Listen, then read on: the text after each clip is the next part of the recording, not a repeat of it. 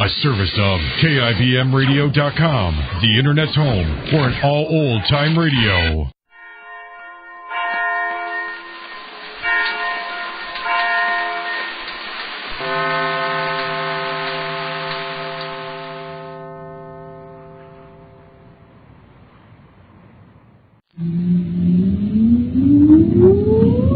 Countdown for blast off. X-5, 4, 3, 2, X-1, fire.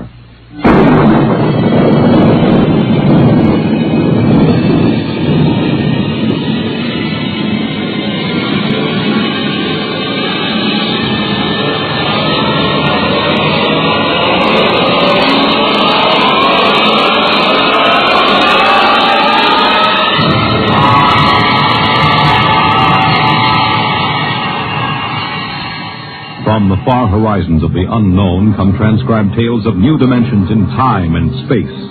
These are stories of the future, adventures in which you'll live in a million could-be years on 1,000 maybe worlds. The National Broadcasting Company, in cooperation with Street and Smith, publishers of astounding science fiction, presents X minus 1.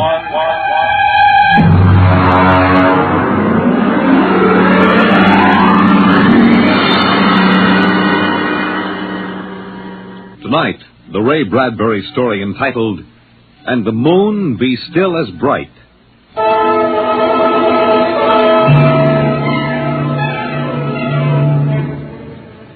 The first 3 expeditions for Mars left Earth in a mushroom of flame, arced through the atmosphere, and finally dwindled to tiny specks in the big eye of the Mount Palomar telescope, and then were lost to sight forever. The prearranged landing signals flashed back to Earth, and then the radios went dead. One after the other, ships had disappeared and were never heard from again. But still the rockets came. The 4th expedition emerged from the silent gulfs of space, angled down toward the floating red disk of Mars, down into an orbit as the order came to land. The last blast of the bow jets broke red against the blue desert sands, and the ship slid to a halt at the edge of a vast city that reflected the icy glare of the moonlight. For a while, all was still. All right, park you. Open the airlock. Aye, sir.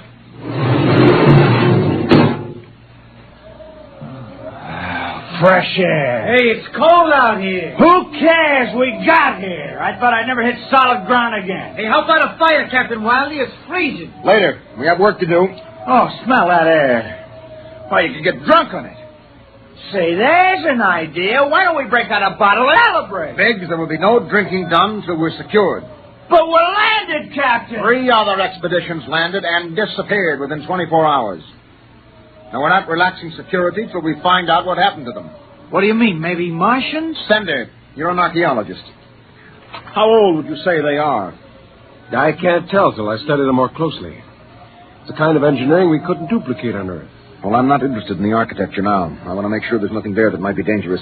Mr. Hathaway. Yes, sir? I want you and Spender to take a reconnaissance party into the city and find out what's there. We set up camp here.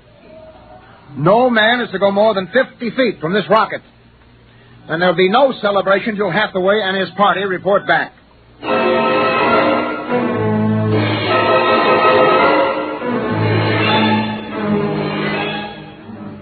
In the sea bottoms, the wind stirred along faint vapors, and from the mountains, great stone visages looked upon the silvery rocket and the small fire. The sky was black overhead, as the 2 racing moons threw knife-edged double shadows on the desert. All right, come and get it. Ciao. Hey, what do you got these, Cherokee? Sawdust, smothered in cold chicken fat. Good. I thought it was something I couldn't eat. Hey, Captain. Mr. Hathaway's back. Oh, Captain Wilder. Oh, yes, over here, Mr. Hathaway. Well? Most of the city's dead. Spender says it's been dead a good many thousand years, but we found one part about a mile over. What about it? People were living in it last week, sir. People? Martians. Where are they now? Dead.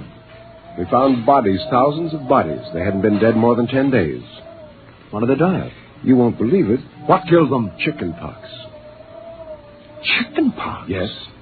Where could they get chickenpox? From Earth. Oh, then the other rockets did get through. Yes. I don't know what the Martians did to them, but I sure know what they did to the Martians. They gave them chickenpox and wiped them out. They just didn't have any resistance to an Earth disease. Think of it, Captain. A race builds itself for 1,000,000 years, refines itself, does everything it can to give itself respect and beauty, and then it dies. Of what? It's like saying the Greeks died of mumps or the proud Roman Empire collapsed because of athlete's foot.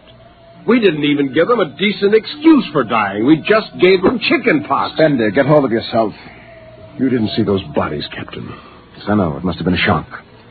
You need a rest, a little relaxation. The Martians are dead. There's nothing you can do about that now. Hey, you hear that? The Martians are all dead. Come on, let's break out a bottle and whoop it out. How about a case, eh? Oh, good Lord. They have to do that now? Isn't there time later to throw old beer cans into the canals? Spender, you're an idealist. They're not. All they know now is that they're safe. Little shouting won't hurt. You think too much. How safe on Mars? The first Earthmen on Mars. We're going to celebrate. Yahoo!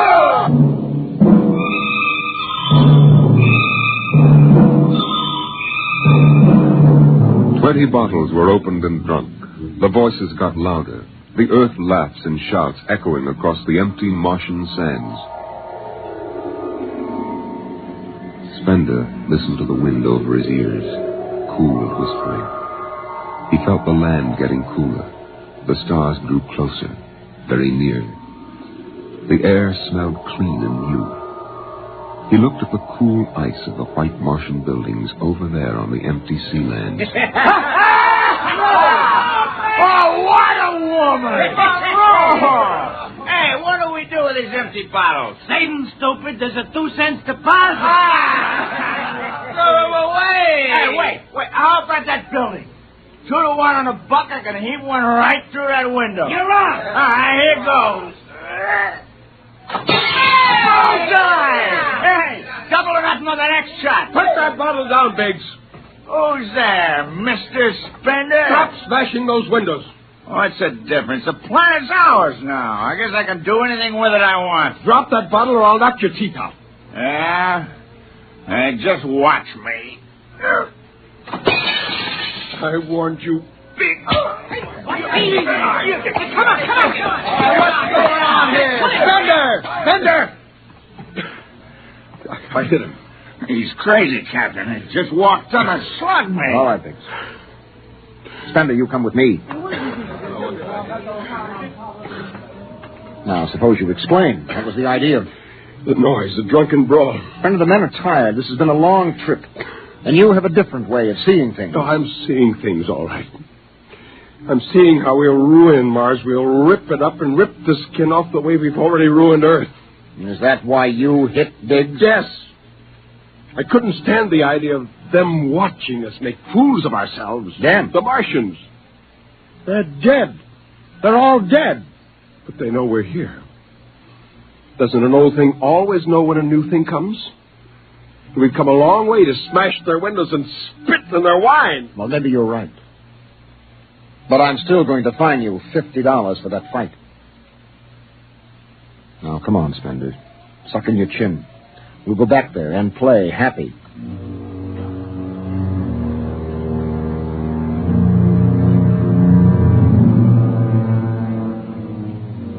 Now they moved out into the moonlight across the desert. They made their way into the dreaming, dead city. The light of the racing twin moons glinted on the barrel of a pistol, the long blade of a machete, the round, gurgling shape of a raised bottle. The wind blew in from the Dead Sea bottom and brushed through the silvery wire filigree of the towers. Strange music drifted down to the double-shadowed streets, a thin, haunted music that played as it had played through the uncounted years of time. Nobody moved. The moons held and froze them. The wind beat slowly around them.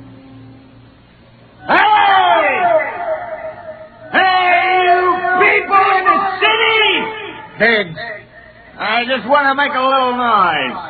What kind of a celebration is this, anyway? Come on. They built this city thousands of years ago. And now where are they? How did they die? Who cares? They're dead. That's good enough for me. Lord Byron. What? Lord Byron, a 19th century poet. He wrote a poem that fits this city. Might have been written by the last Martian poet. So we'll go no more a-roving so late into the night. Though the heart be still as loving, though the moon be still as bright. For the sword outwears its sheath, and the soul outwears its breast. And the heart must pause to breathe, and love itself must rest. Though the night was made for loving, and the day returns too soon, yet we'll go no more a-roving by the light of the moon.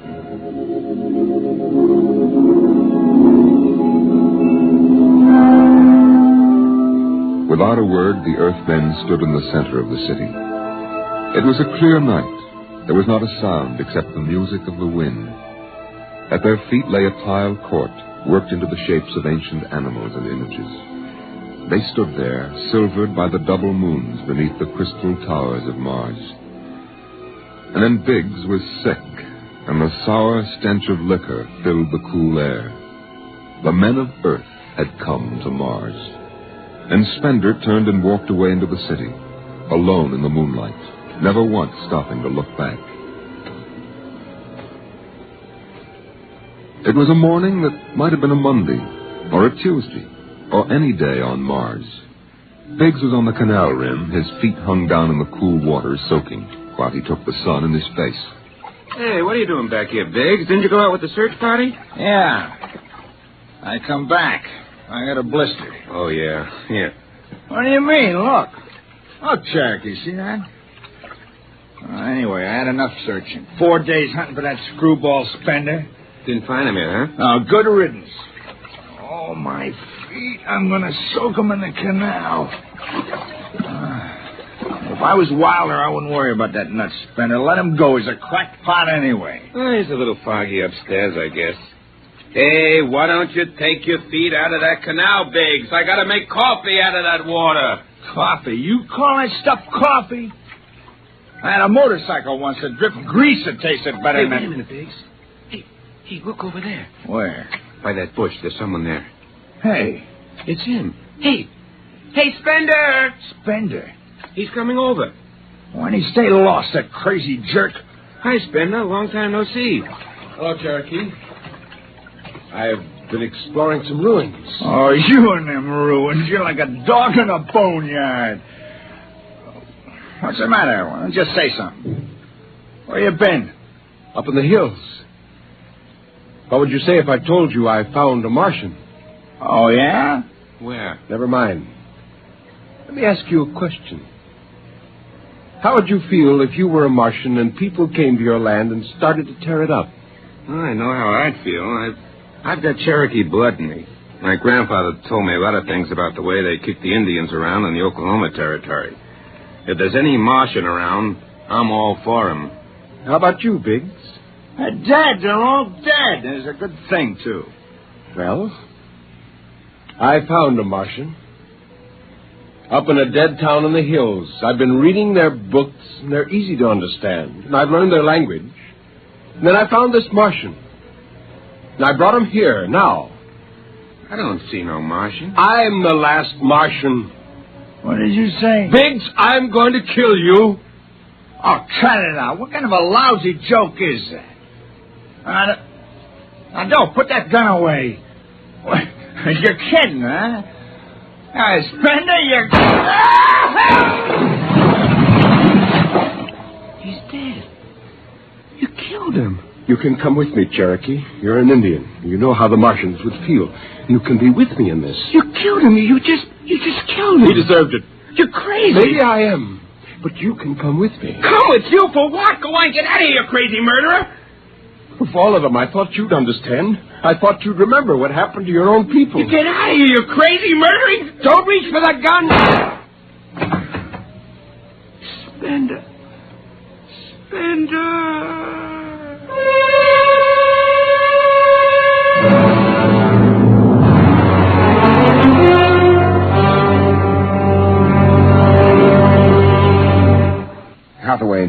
break out the arms locker. Issue pistols, rifles, and grenades. Yes, sir? Dan, you'd better get the Bible out of the navigation chest. We have to bury these two. Now, Proctor, you start digging a grave, How about Spender? We'll have to go up in the hills and find them. Just let me at him with my bare hands, a crazy murdering louse. That's enough, Proctor. Man is sick. He must be... Sick my eye. He's That's enough. Now grab a shovel and start digging.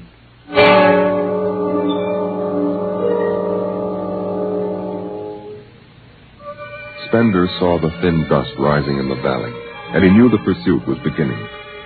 The sun burned farther up the sky, and the blue sand drifted lazily across the sea bottom below.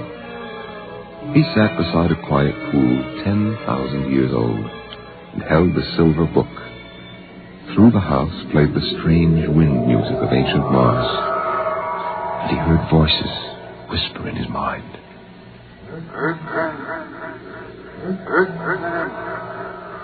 I hear you. I've always heard you, even down there on Earth. No, I won't run. What's the use? Live, Earthman. Live? What for? To see them tear down your temples and put up hot dog stands? Run. They've seen me now. They know I'm up here. There's Wilder now. I've got him right in my sights. Kill, Earthman. Kill. Funny, he hasn't ordered them to use grenades. They could lob one right up here and blow me to bits. Maybe the captain thinks I'm too nice to be blown to bits. He wants my death to be clean. Just one bullet hole in me, nothing messy. And why? Because he understands me. The only one in the crew who ever did. Well, at least I can do the same for him. Just one bullet in his head, a nice clean death. All I have to do is pull the trigger and it's no use. I can't do it to him. Spender! Can you hear me, Spender? I hear you, Captain. What do you want? Talk! Truce! All right. Come on up. Leave your gun down there and keep your hands up.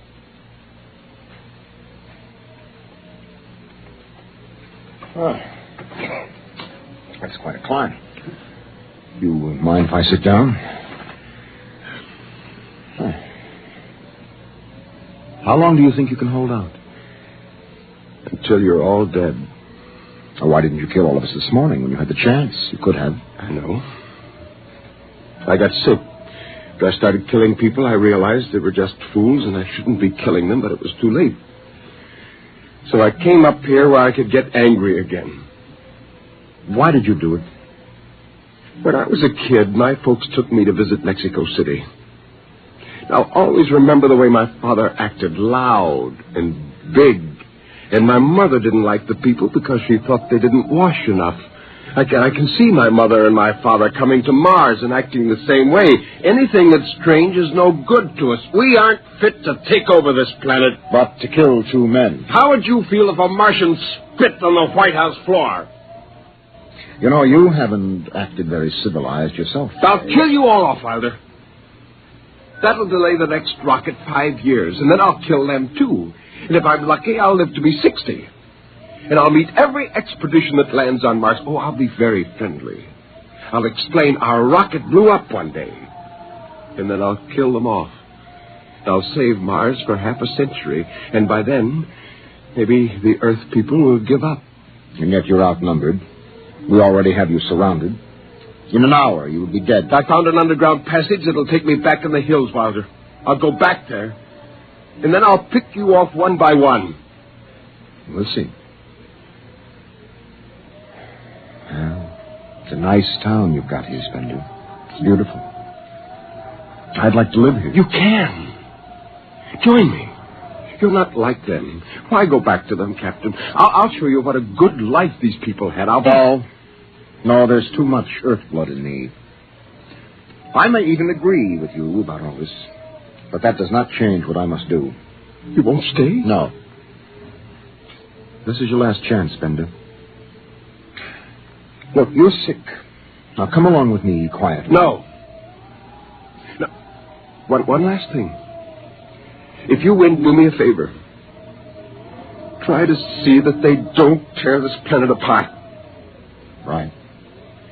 And if it helps, just think of me as a very crazy fellow who went berserk one summer day. Be easier on you that way. Now, I'll think that over. So long, Spender. Bye, Captain.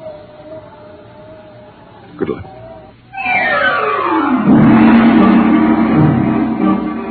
The men spread out again, walking and then running on the hot hillside places where there would be sudden cool grottos that smelled of moss, and sudden open blasting places that smelled of sun or stone. The men ran and ducked and ran and squatted in the shadows. I'll blow his brains! Captain Wilder hugged the rock warmed by the sun. He gasped, for the air was thin and not meant for running. Spender lay at the top of the hill, and a gap in the rocks showed the white of his shirt against the shadows. Wilder looked at the towers of the little clean Martian village, like sharply carved chess pieces lying in the afternoon. He saw the rocks, and the interval between, where Spender's chest was revealed.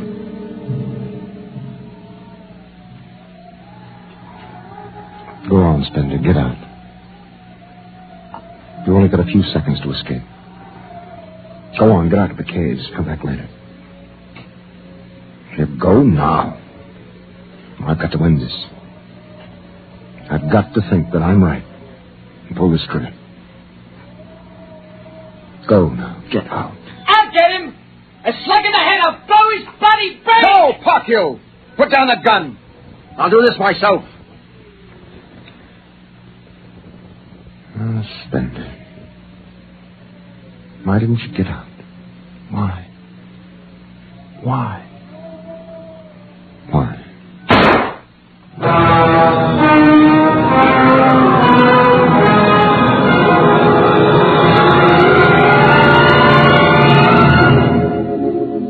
They buried him in that ancient valley town, where the music of the wind played on through the days and the nights. They laid him in an ancient silver sarcophagus with waxes and wines which were 10,000 years old, his hands folded on his chest. The last they saw of him was his peaceful face in the cold silver light of the racing twin moons. The captain found the poem in Spender's pocket, and he read it before he shut the marble door. So we'll go no more a-roving so late into the night.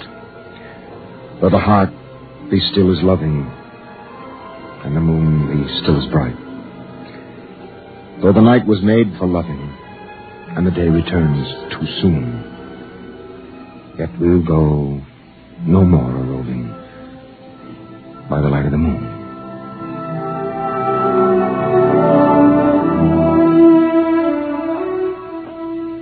The next afternoon, Parkhill did some target practice in one of the dead cities, shooting out the crystal windows and blowing the tops off the fragile towers. Captain Wilder caught Parkhill and nearly knocked his teeth out.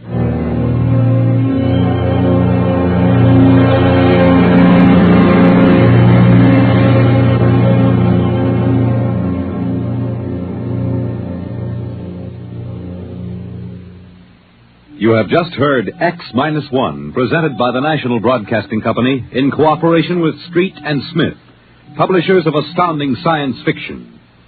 Tonight, by transcription, X-1 has brought you the Ray Bradbury story, And the Moon Be Still as Bright, adapted for radio by Ernest Kenoy. Featured in the cast were John Larkin, Clark Gordon, Dick Hamilton, Nelson Olmsted, Lawrence Kerr, and Stan Early. Your narrator was Norman Rose. Your announcer, Fred Collins.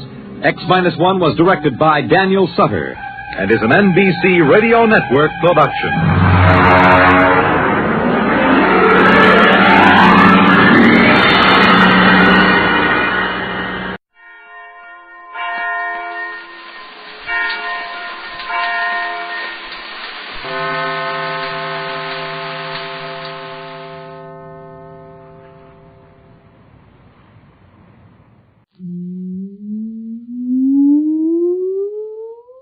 Countdown for blastoff.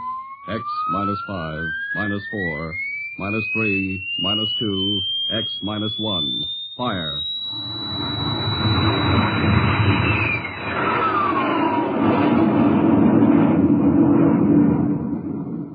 From the far horizons of the unknown come tales of new dimensions in time and space. These are stories of the future, adventures in which you'll live in a million could-be years on 1,000 maybe worlds. The National Broadcasting Company presents X-1.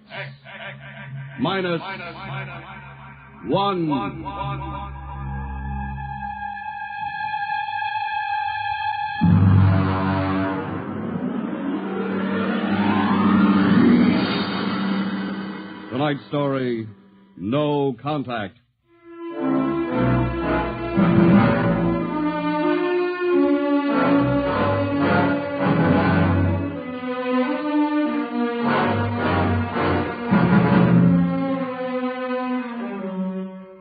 It was in the year of 1982 that spacemen first discovered the Great Galactic Barrier.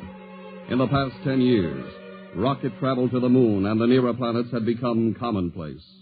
And then men fixed their sights on a more distant star, the remote planet known as Volta.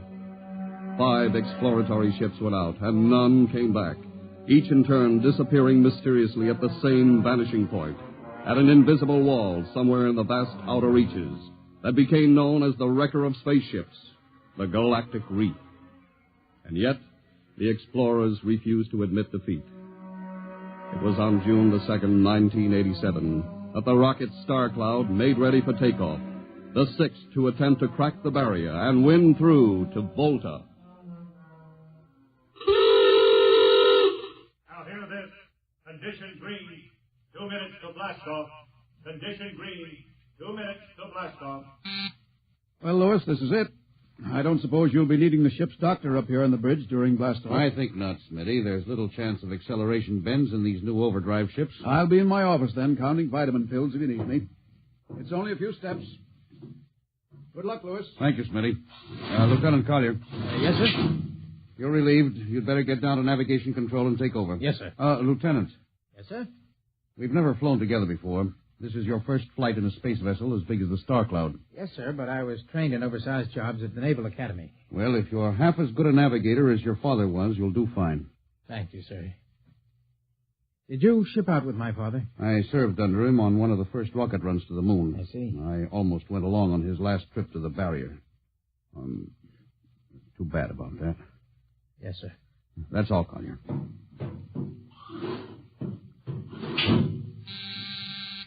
Lieutenant Paulson.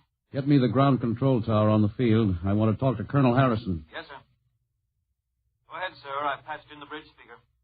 Colonel Harrison? Yes, Captain? We're standing by for takeoff in 30 seconds. Good. The field's cleared of all personnel. We'll try to reestablish radio contact immediately after takeoff.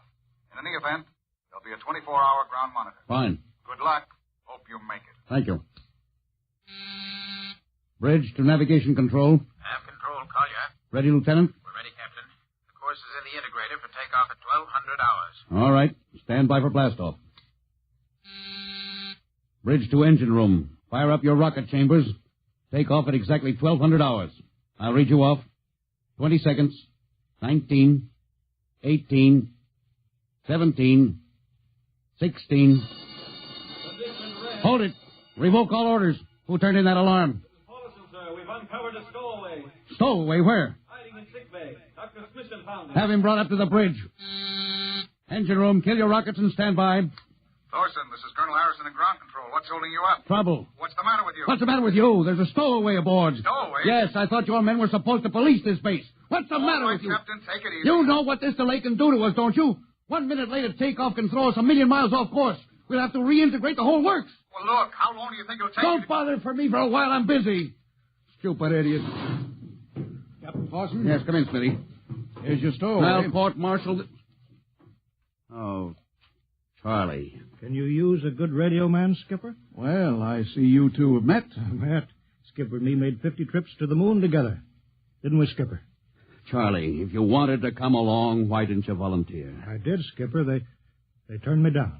Oh, what's wrong with you? Acceleration bends. They said my arteries wouldn't stand another trip. Oh, I'm sorry to hear that. But they're wrong, Skipper. I got one more good trip in me. Listen, Skipper, you You know that these green kids, they don't know the first thing about space radio operation.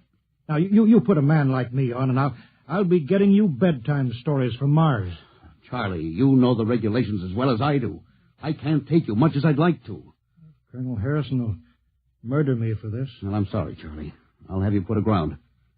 I'll tell you what, I'll ask Harrison to put you on his ground radio contact, and it'll seem as if you're right here with us. He won't do it, sir. Well, he'd better. I'll have him busted to corporal for letting you sneak aboard. Look, Charlie, you better be off. Paulison. Yes, sir. I'm sending this man aground. Give him time to clear the launching platform. Yes, sir. So long, Charlie. I'm sorry. Good luck, Skipper. I thought you were going to have him drawn and quartered. If it had been anyone else, I would have, Smitty. But Charlie, well, he's kind of special. He's been with me since my first command when we began the regular run to the moon. And if he wanted to come along this time, well, it's only through loyalty to me. You know, Lewis, I didn't realize it before, but you're almost human. Captain Dawson, nav control, call you. Oh, yes, Lieutenant. How badly are we fouled up? Can you recalculate the course, or shall I cancel the takeoff? I've already plotted a new course on the integrator, sir. If we take off in exactly 30 seconds, we'll need to correct for only a 1-degree deflection. I can do that before we reach the stratosphere. That's quick work. Are you sure? Yes, sir. Positive, sir. All right, Collier. I'm putting it in your hands. We'll blast off on your signal. Bridge to engine room. Prepare to blast off on navigator's signal.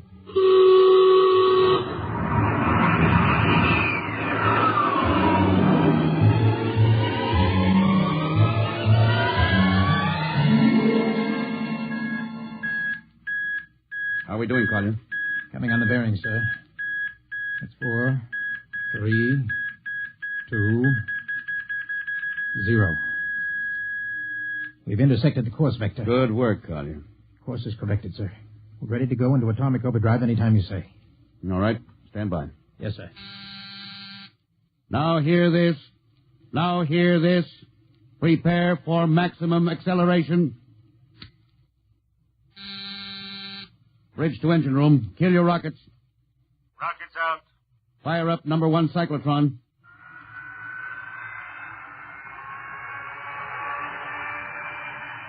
Number 1 ready. Fire up number 2. Number 2 ready. Withdraw your dampening rods. Fission chamber ready. Blast tubes cleared. All generators operating at capacity. Take it over, sir. Go into overdrive at the count of 0. 3 seconds, Mr. Collier.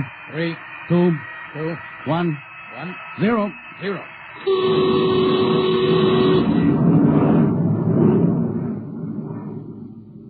How are we doing, Collier? On course, sir.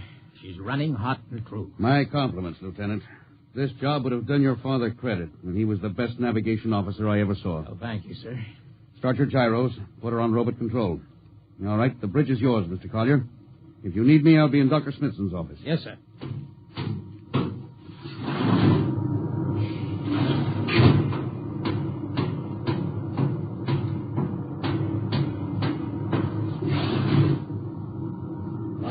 I see you've got us off the ground. You can thank young Collier for that.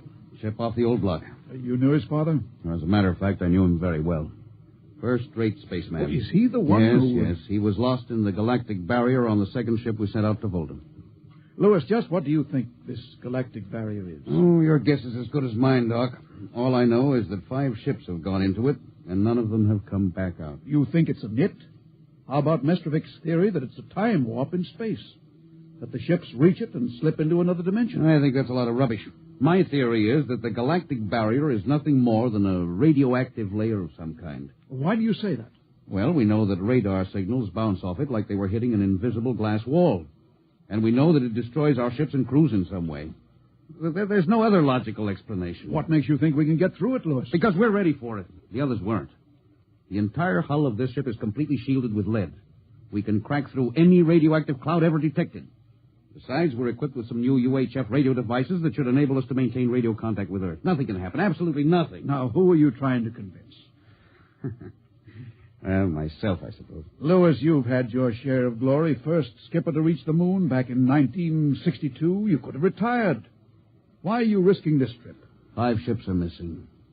Men like Prentice, Margetson, young Collier's father. I'm tired of seeing good men fed into that meat chopper. Then why are we going to Volta? We haven't any choice, Smitty. We're in a race, the kind of race where men and ships are expendable. According to the Interspace Code, the first nation to reach Volta can claim it. Well, personally, I want no part Now, of it. Doc. I'll have to play physician, morale builder, and mother substitute for 112 slightly nervous men. Well, your morale doesn't sound too good, Doc. As morale officer, I can state without fear of contradiction, it is terrible. And something tells me as we approach that galactic barrier, I'm not going to be alone.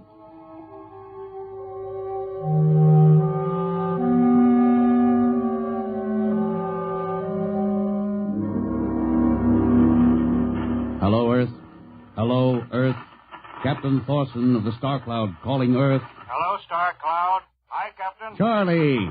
Well, I see they haven't court-martialed you yet. No, sir, thanks to you. Well, it's good to hear you. You can read us the funny papers on Sunday morning. Right.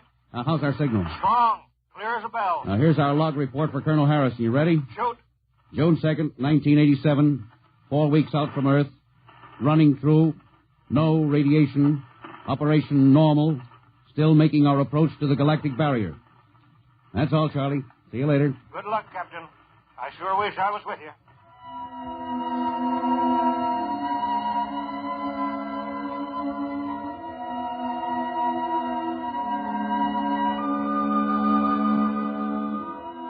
How's the morale, Smitty? The men know we're getting closer to the barrier. They're beginning to show a little tension, Lewis. Oh, how's their physical condition? Any sickness? About half the crew has come down with space blues. I was afraid of that. Are they bad? Same as usual. Lips and hands with a bluish cast. Eyes are sensitive to infrareds. I don't know. When I first started flying these tin cans, nobody ever heard of space blues. Well, now there's a theory it's caused by the terrific acceleration of atomic overdrive. Change in gravity affects the circulation. What do you think? I think it's psychosomatic. I've noticed that the same men who get space blues under tension on a ship tend to get blue coloration back on Earth when they're upset. I guess it's just an occupational disease of space navigators. You think it's just nerves, then? Well, young Collier's got a bad case. I think it's tension from overwork. Maybe he needs some vitamins. Lewis, when will you realize that vitamins are not a panacea for all the troubles of mankind?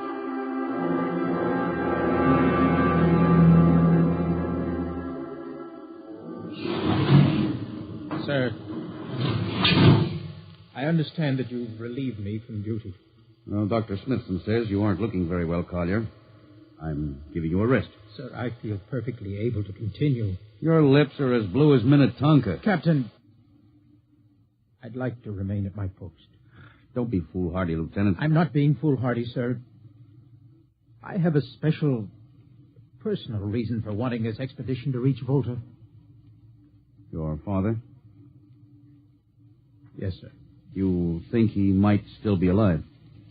I have to find out what happened, sir. I think I understand. Very well, Collier. Report back to duty.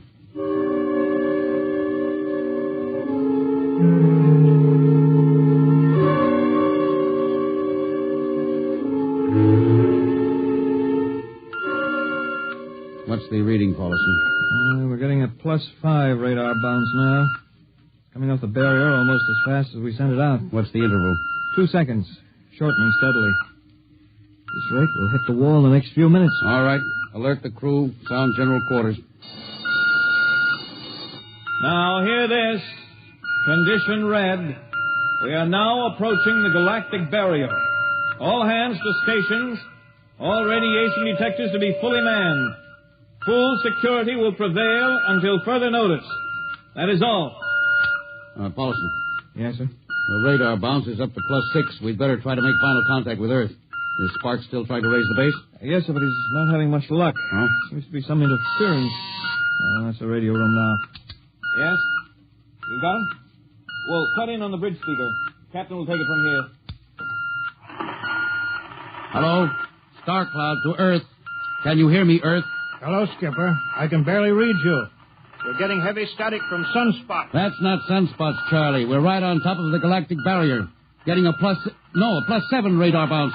Expect to hit the barrier almost any second now. Good luck, Skipper. If we crack the barrier and come through still in one piece, I'll try to get back to you on the high-frequency band. Got you, Skipper. Don't worry. I'll be waiting. So long, Charlie. So long, Star Cloud. Must be getting awfully close now, Captain. Echo's bouncing back so fast it's almost beating the signal. Well, when they go inside, hold on to your hat. That's when we run into the wall. Any second. Hold on. Oh, here goes nothing. Here it comes.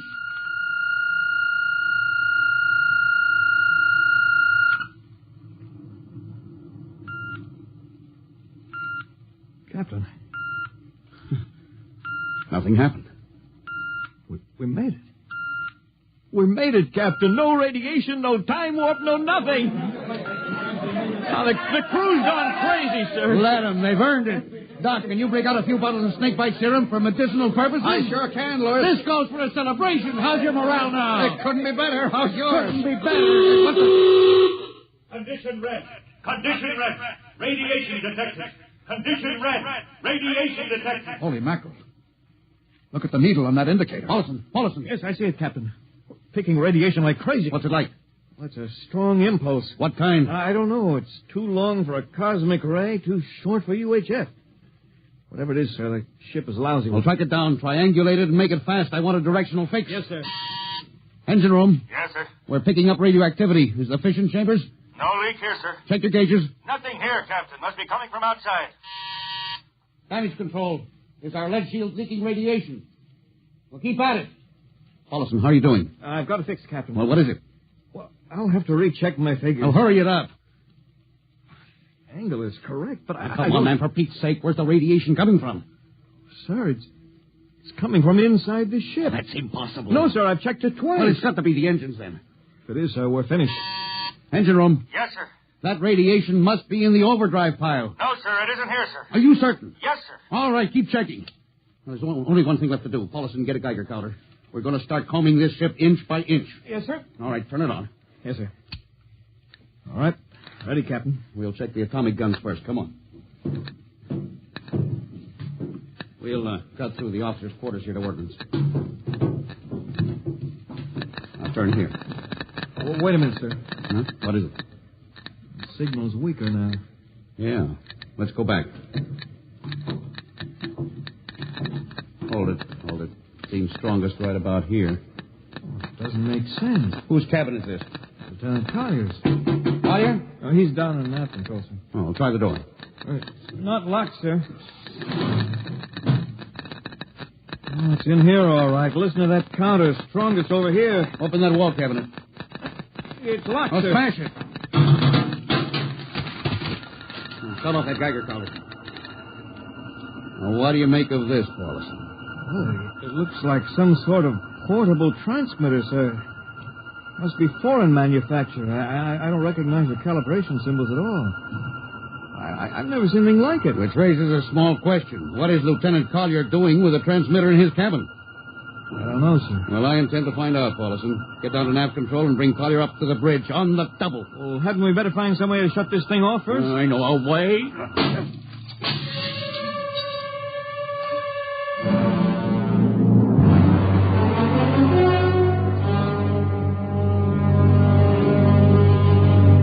Lieutenant Collier, I'm going to ask a few simple questions, and I want a few simple answers. Yes, sir. What were you doing with a transmitter in your cabin? Transmitter, Captain? Oh, you know nothing about it? Oh, no, sir, I don't. Do you recognize these calibration symbols? No, sir. Can you think of how it might have been placed in your cabin without your knowing it? No, sir, unless someone came in while I was on duty. Would that have been possible? I suppose so, if someone had a key. I found your cabin door unlocked. Well, I meant a key to the wall cabinet. I didn't say the wall cabinet. Well, I... You what, Lieutenant? How could you have known it was in the wall cabinet? Well, I just assumed, sir. Lieutenant Collier, I find it hard to believe you would lie. Having known and respected your father, having observed the way you handle your job. However, I intend to get to the root of this thing.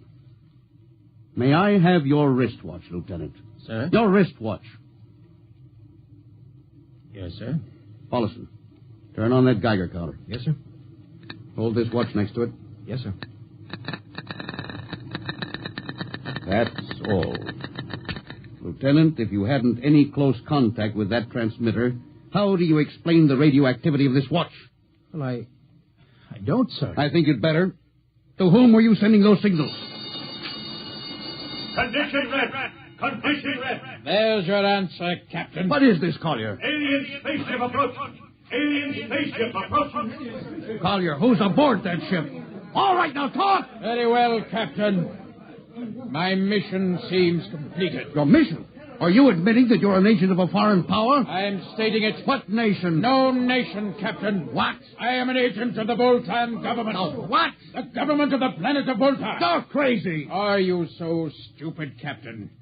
Did you think your people are the only ones who can invade another planet? What do you mean? We've had agents operating on Earth since 1945. I don't believe you. What do you think happened to those 5 ships, Captain?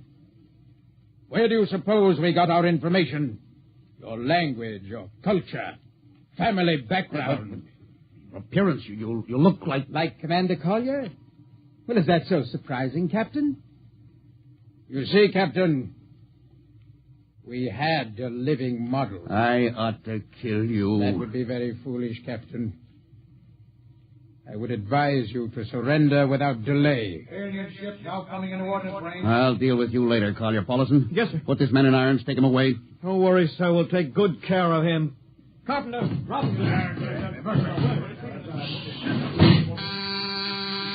Gunnery. Gunnery Richardson. What's the range? 10,000 meters. They're closing fast. Put your guns on radar tracking. Tracking. Coming on the bearing. Fire. Fire, Richardson. Richardson, did you hear me? Fire! What's the matter down there? Did you hear me? Richardson, answer me. It's no use to shout, Captain. Collier, how did you get loose? Where's Paulison? Lieutenant Paulison is dead. All stations! Lieutenant Collier has escaped. Seize him, men. Don't waste your breath. Your men can't hear you, Captain. What? Those still alive are my men. You're lying. No, Captain. Every ship that has ever left Earth was controlled by a Voltan crew. That's impossible. Those were hand-picked men. Hand-picked by us. I don't believe you. No? Then why not call for help? Carpenter, Robinson, Haley, report. You see, Captain? Carpenter, Robinson, Haley. It's quite useless, Captain. I would advise you to sit very quietly and do nothing. Very well, Collier. You've beaten us. What now? The ship will be taken to Volta for, shall we say, further experimentation. I see. Of course, there's one thing you hadn't counted on. Just what is that, Captain?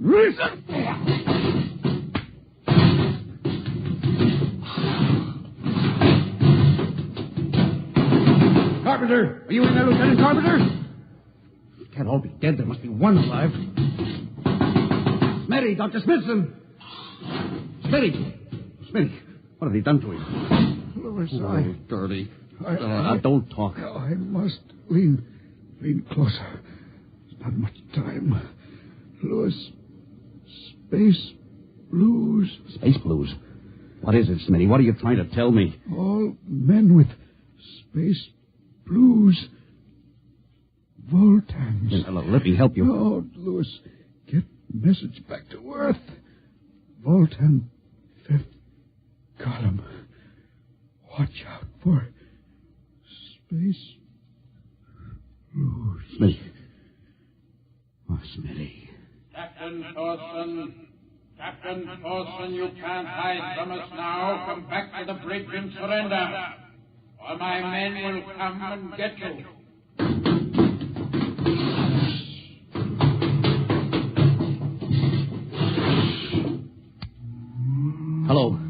Hello. Star Cloud calling Earth. Oh, please, God, let me get through before it's too late. Hello. Star Cloud to Earth. Come in, please. Come in, please.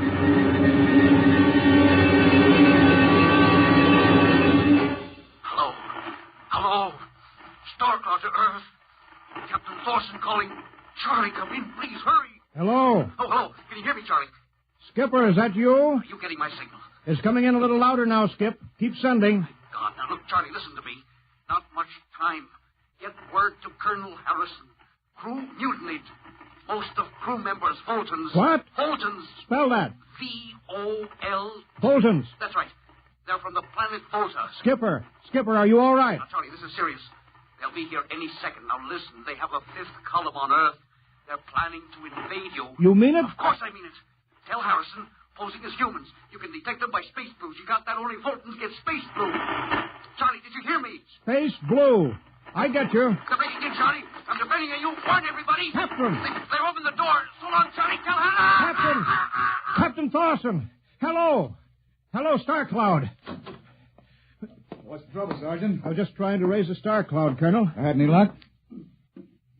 No, sir. No contact. No contact, eh? No, sir. Nearly an hour since they hit the galactic barrier. I don't understand why they haven't tried to get a message back. No, sir. Neither do I. Oh, all right. I'll take over for a while. Yes, you do that, sir. It's all yours. Right. Oh, and Charlie, you better go out and get yourself some coffee. You look a little blue around the gills.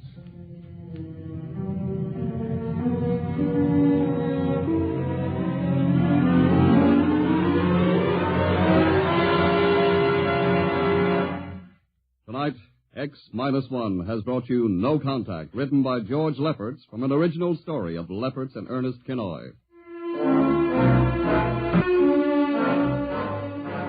Featured in the cast were Louis Van Ruten as Captain, Donald Buca as Collier, Wendell Holmes as Charlie, and Bill Griffiths, Bill Smith, Matt Crowley, and Ken Williams. Your announcer, Don Pardo. X-1 was directed by Fred Way and is a transcribed NBC Radio Network production. And now, next week. When you want to take over a world, you naturally look for its weak point, some way to catch its people off guard. We live in a world where everybody loves a parade, a world of press agents and publicity stunts. But who would ever dream that invaders from outer space would take advantage of that weakness and actually hire a press agent to advertise their coming? Who would believe it was anything but just another publicity gag? At least, not until the terrible moment when it was already too late. The moment of X-1.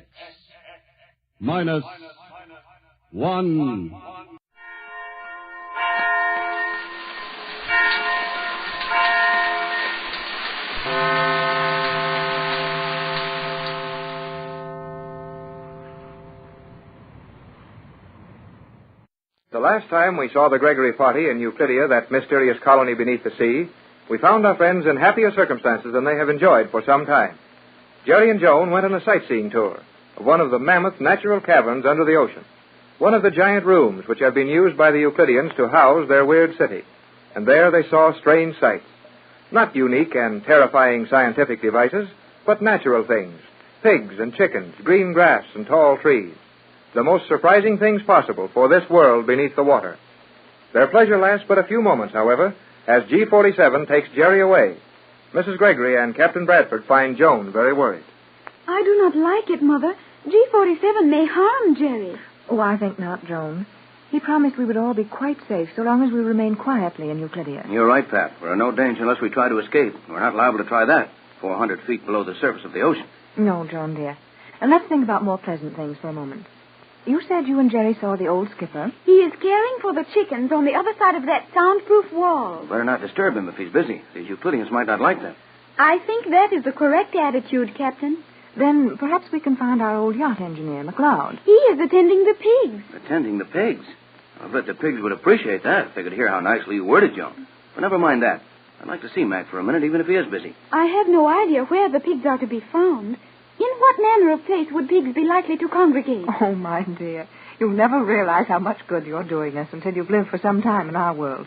Pigs are not usually referred to as congregating, but I suppose that will do. I am sorry I do not have a larger acquaintance with pigs. Forget it, Joan. Let's walk around here a while and see what we can see. All this perfectly natural vegetating is amazing to me. A mighty good reason for it, if my opinion's any good. What is that, Captain? You remember when we visited the cloth mill up in the island where they make the Euclidean cloth from seaweed? To be sure. I conducted you to that room. Who could forget that place? Where the machines made such a frightful clatter you could hardly hear yourself think. That's what I'm getting at. When we stumbled into that room, we had been walking without making a sound, opening and closing doors without a sound, riding in noiseless elevators. Then all at once a terrific din struck our ears. It was all done for a good reason. Precisely, Captain Bedford. As you so promptly surmised at the time, those machines were deliberately made noisy to aid the Euclideans in retaining their normal sense of hearing. Well, I'm sorry to have been so stupid about this, but I'm finally getting the idea. All of this naturalness, cows, trees, noise when we walk, all of these things are kept here in their natural state so that the Euclideans will remember how to behave when their time comes to go out into our world. I am glad we will be allowed to see things as they are in your world. All of my life, until you came, was spent up in the island, and there everything was artificial. Even our food was strange in comparison to what I now know as normal food. I think this atmosphere is good for all of us, Joan. We can keep up our spirits a lot easier among things we understand. Yeah, that's all right, but let's not forget that these Euclideans are just as dangerous and just as watchful in this weird undersea city as they were on the island. I would like very much to explore some of the other large caverns. The others? Are there others, Joan? Yes, the submarine commander explained to Jerry and me that this is only one of 13 such chambers.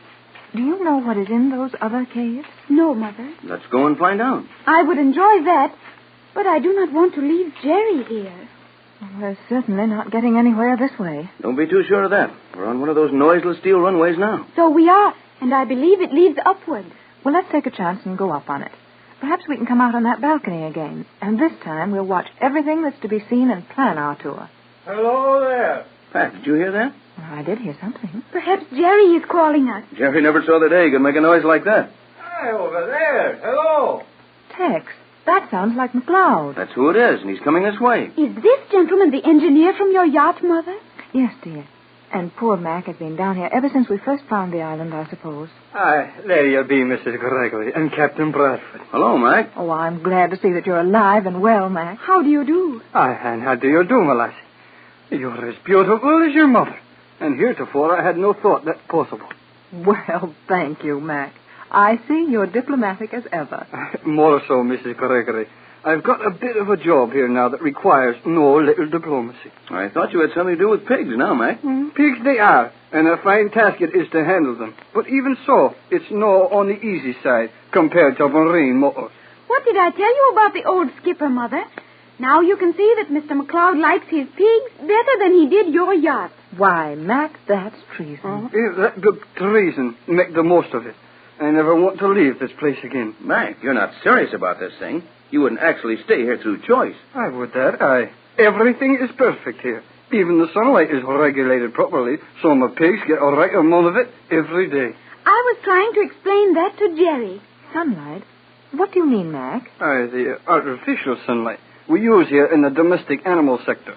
Ultraviolet light is something like it, but this is better. Well, how is it different and better? I cannot explain it to you, Captain. But G47 will if you ask him. And now I must get along to my pigs. Well, hold on a minute, Mac. I have some questions to ask you. I'm sorry, but the question will have to wait. I must see about my pigs. Well, Tex, what do you think of that? I don't understand it, Pat. And I don't like it. McLeod was one of the best marine engineers who ever held a ticket for all engines and all oceans. And he loved the sea and an outdoor life more than any man I've ever known. Yet he seems content to stay here with the Euclidean pigs. That's the very thing I'm so afraid of. The thing I've tried to warn you against all along.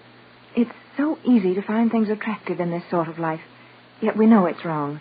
The whole purpose of this hidden colony is wrong. And we must keep ourselves from liking it, no matter what we have to do. I do not understand you, Mother.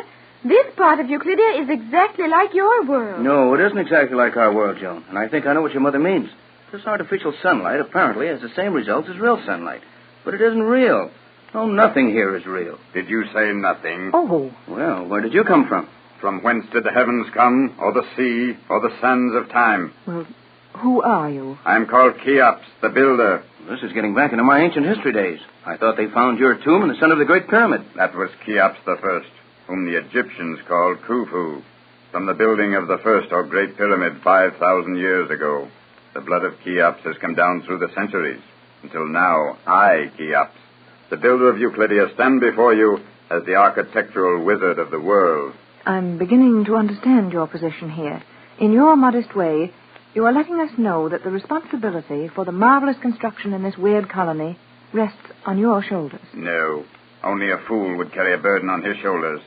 I carry them with my intelligence. Well, maybe you're right, but there must have been some strong backs and willing shoulders somewhere along the line when all this construction went on.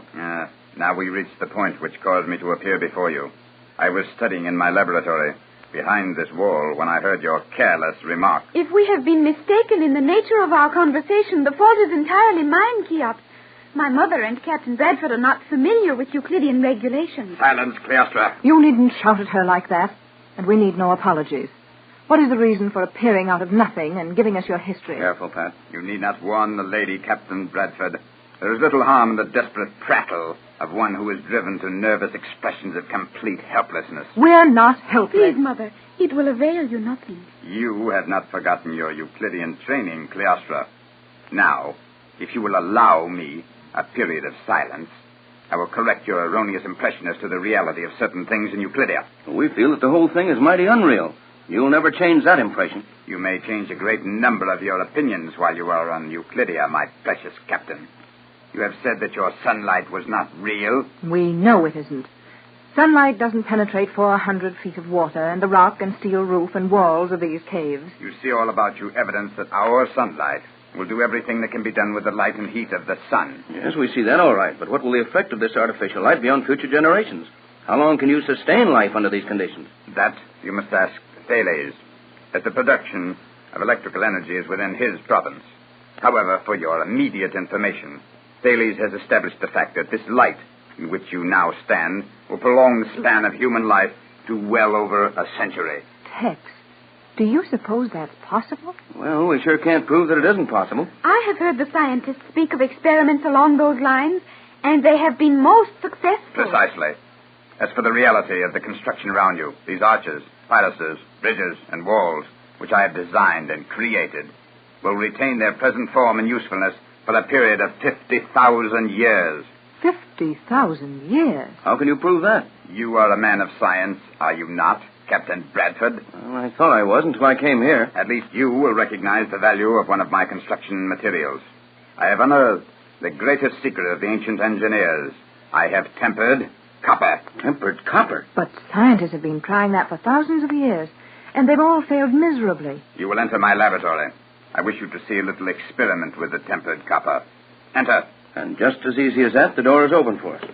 I suppose the plain wooden floor is for the usual purpose of keeping in tune with the normal things in our world. Precisely. You, Mrs. Gregory, will stand there. You there, Cleostra. Now, Captain Bradford, will you step over here with me? That's a sheet of copper foil you have there, isn't it? No. Foil is much heavier. This sheet of copper leaf is 1/10,000th of 1 inch in thickness. Well, that's getting it thin, all right. But how can you temper a sheet of copper so thin it's practically transparent? The secret of the ages must remain my secret. Now, Captain, I have mounted a similar square of copper leaf in this heavy wooden frame. I will place the frame on these 2 supports. So, and ask you to feel that copper. Why, it's so delicate that it quivers under the touch. Precisely. Now will you be so good as to stand on it? Stand on it? Stand on that sheet of copper, which is so thin you can see through it? Precisely. Stand on it. Okay, but don't blame me when I fall through. Mother, the captain is standing on it. Tex, it's not real. You're not actually standing on that sheet of copper. Yes, I am. I'm standing right in the middle of a sheet of copper 1 yard square and 1/10,000th of an inch thick. And it doesn't even quiver. Perhaps you will realize, after this little demonstration, that Euclidia is a very real place. And before you attempt to dispute any statement of mine in the future, it would be well for you to remember that my knowledge is as old as the pyramids and as new as tomorrow. When the Gregory party was allowed the freedom of the strange underwater colony known as Euclidia, their first view was of an immense cave or cavern, 1 mile in width and half a mile high. The most surprising thing about this cavern is the naturalness of everything. Tall trees and green grass, growing just as they do in the everyday world, while cows, pigs, and chickens make the weird surroundings almost natural. This can't go on forever on Euclidia. And our friends soon feel more as they did on their first visit to the island. Jerry is taken away for a conference with G47. And Mrs. Gregory, her daughter Joan, and Captain Bradford are taken to witness an experiment in the laboratory of Cheops, the builder. The captain is speaking as they stand outside this room. It doesn't matter what we've seen on this place before. There's always something more surprising waiting for us. You were impressed, were you not, Captain, with Cheops' demonstration of the tempered copper? I should think that anyone would be impressed, my dear. Yes, Joan, the art of tempering copper was lost somewhere, along with a lot of other wonderful things those old Egyptians had done. And ever since that time, men have been trying to find the secret. Even his name seems unnatural. Cheops, whom the Egyptians called Khufu. I can almost imagine this man standing by the newly completed Great Pyramid, proudly looking at his handiwork. You allow your imagination too much scope, Mother. This man has merely taken the name of Cheops, as he is the master builder of Euclidia. We know that, Joan, but at the same time, it's more than a coincidence. This man should have taken the secrets of the ancient builder along with his name. I've seen enough of this for a while. Let's walk around this passageway and try to find some more natural things to look at. The sight of you standing on that thin sheet of copper as solidly as you might have stood on a concrete foundation was a little too much for me. It was indeed remarkable. That copper was so thin that it seemed almost to float in the air.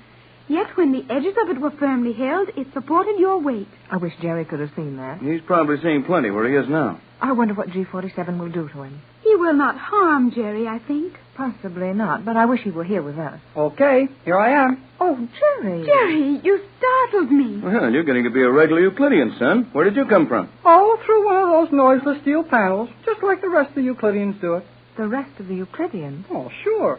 My dad always said, when in Rome, do as the Romans do. So I'm going to try it on Euclidia. Well, it works all right, but we haven't quite accustomed ourselves to these poppings in and out of doors. I do not like the thought of you being a Euclidean, Jerry. Oh, what's wrong with that? You were one for a long time, and you thought it was all right. This is different. You are so much a part of your world. You would not be convincing as a member of this colony. Nevertheless, Joan, it looks as if we're all going to be members, whether we want to or not. It sure does. And it looks like it more than ever now. What's happened now, Jerry? Well, nothing much has happened that we didn't figure was going to happen. But old G47 made it mighty plain to me that from now on, we're going to do just exactly what these Euclideans tell us to do. Did he threaten you? No, he just talked to me. You know him. The old guy's a pretty interesting talker when he isn't trying to scare you. What did you learn? Well, we're all got to go to work. Work? Yeah. What sort of work? Oh, we can take our choice about that. But we've all got to do something around this underwater city. G47 said that everybody works here, and we'd have to do the same thing. Did he not indicate the type of employment which was to be delegated to each of us? No, he didn't tell me what our jobs would be either. Jerry, you understood me perfectly. Now, hold it, you two. Let's don't fight yet. No, please. We must keep our minds on the possible meaning of Jerry's news until we decide what steps to take. Was any particular qualification given you, Jerry? I mean, did G47 mention what services we might be required to give? No, not much. I try to get a job with the cows. Well, I know how to milk a cow, and I'd like to stay in this room where all the green grass and the trees are. But nothing doing. I imagine that job is filled long ago. They've been using milk from these cows for a long time. Yeah, and they've got automatic milkers, too. But it needs somebody to watch them all the time. And guess who's got that swell job? Well, it couldn't be McLeod. He's waiting on the pigs. And the old skipper's gathering the eggs from the chicken. That exhausts the personnel of our party, Jerry. It could not be anyone you would know. Oh, is that so? Well, it is. The new milkman who watches the machines milk the cows is Jim Lowe. Jim Lowe? Jerry, not the Chinese cook from our own boat. Yep, the Chinese cook's got the job. Does he understand his duties? The nearest that Chinese ever got to a cow was opening a can of condensed milk. Yes, he has the job. What a place this is. Are we to choose our occupations and report, or what is our procedure, Jerry? Well, we can go around and pick out our own jobs after we watch the eruption. Eruption? Of what? Well, the volcano. Jerry, you mean the crater where the island of Euclidia is located? Yeah, well, I guess it must be there. There's going to be an eruption of that old volcano? That's what G47's getting ready for. He said we could go up to the top of this room and watch it through the transparent seawall. How far are we from the base of that crater? I think not more than 200 feet, Captain. Then we're not going to watch the eruptions if we can help it. There's more to this, isn't there, Jerry? Well, sure there is, if you'll all give me a chance to tell it. You wasted time discussing our future occupations. Yes, and if that volcano thing is on the level, we may not need any future occupation. Well, that eruption is going to be artificial, and G47 is going to pull a switch that sets it off. An artificial eruption that will create a disturbance on the surface. There must be a good reason for that. There is. I should think so. That'll destroy the island. Oh, no, it won't. You see, they pulled the island way down into the bottom of the crater. It won't get hurt a bit. Did G47 tell you all of this, Jerry? Yeah, and he told me a whole lot more. But we'd better be getting up there if we want to see this. All right, son. You can discuss as we go along. Come on, Pat and Joan. Do we go up this way, Jerry? Yeah, right up this twisting runway. I guess it comes out in some sort of a transparent walled room from what old G47 said. Well, what's it all about? Well, they're going to set off a lot of inflammable bombs. There's a lot of ships cruising around over here, taking soundings and trying to locate the island. What ships, Jerry? Well, they wouldn't tell me that. But I got an idea they're boats from more than one country that's rushed down here to try to save us. And now they'll never know we're here underwater. I guess that's about the size of it, Pat. When they take all the soundings they want, they'll find nothing but the crater of an extinct volcano in a submerged mountain. And those bombs exploding will create the impression the volcano is active again. Then all those ships will be driven away, thinking we have all been lost at sea. Well, what's worse than that? Everybody will think we didn't know what we were talking about. Yes, Jerry, I understand. There isn't any island at the position we gave. There sure isn't. At least not where they'll be looking for it. Well, I'm sorry, folks, but I wouldn't be a bit surprised if those ships up there represent our last chance to communicate with the outside world.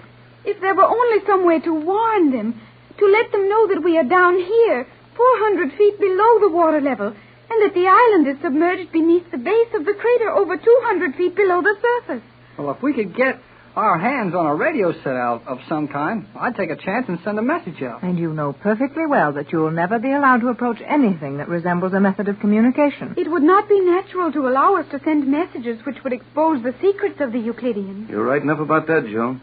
The thing I feel the worst about is that the news will be flashed all over the world that we were all wrong, that the Magic Island never existed, that the position we gave is really an active submarine volcano.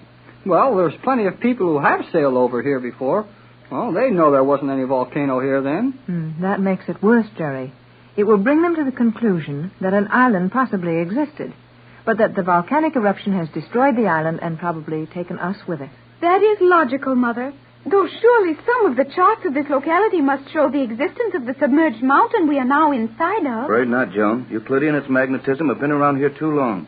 All the charts of this position are wrong. The mountain isn't shown on any of them.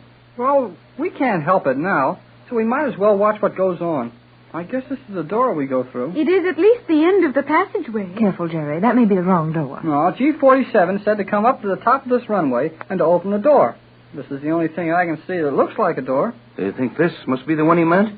Well, go ahead, Jerry. Well, I'm trying to, but it doesn't want to open. No, nothing doing. You should not have to pound on the door, Jerry. If we were supposed to enter here, the door would open easily. Joan's right. There's a mistake someplace. Well, let's forget about it. I'd feel safer if we weren't any too close to this wall when those explosions take place. Well, it looks like we can't get in here, so we might as well go back down. Those Euclideans are going to watch this thing from somewhere. And if we can find that place, we can watch it, too. We have not much time, have we? Well, G47 didn't say how soon they were going to start manufacturing this eruption. But the way he hurried me out of his room gave me the idea it would be pretty soon. Well, then let's go back down. We passed several panels that look like doors on our way up here. Maybe some of them can be opened. I'd just as soon not open any doors. After all, the ocean is on the other side of this wall. Quiet. What was that sound? It sounded like an earthquake to me. The bombs. I'll bet they've started them. Yes, there's another one. Tex, I felt this steel wall quiver. Now, Pat. Well, I did. Can't you feel the floor trembling? Yeah, I can. This isn't so good. Come on. I believe it is time to leave this place. Maybe so, but there must be someone around here watching this eruption. I'd like to see how they do it. Oh, Tex, please, come along. Oh, very well, Pat, but there isn't any danger. These Euclideans built things too well for that. It is possible, however, that they have not anticipated the stress and strain accompanying these explosions. Oh, sure they have. G47 told me he had the idea of using fake explosions in that old volcano for protection long before these walls were built. Well, whatever it is, we're in danger. That noise is steadily increasing. Hurry, you fools. G47, what's happening? These chambers are to be flooded. Flooded? Oh, I felt something was wrong. But G47, did you not tell Jerry to bring us up here? Will you hurry out of here? No. I told Hall to take you to the top of the other passageway. This is a pressure channel. We must fill it with water to withstand the pressure of these explosions. Otherwise, Euclidia will be flooded, and you stupid fools will have the lives of everyone here in danger. Gee, I'm sorry I made a mistake. You certainly made a big one. Do not blame Jerry. This would confuse anyone. I certainly couldn't tell one passageway from another. Silence, you stupid fools. Go, hurry. Take yourselves down this incline as rapidly as possible. Go. What about you, G47? Go.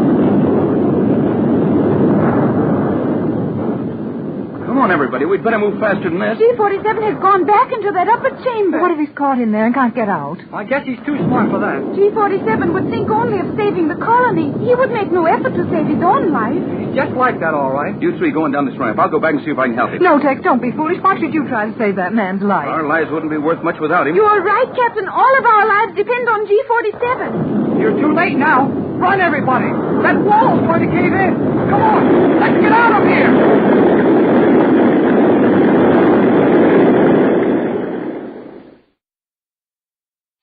An adventure of the mind.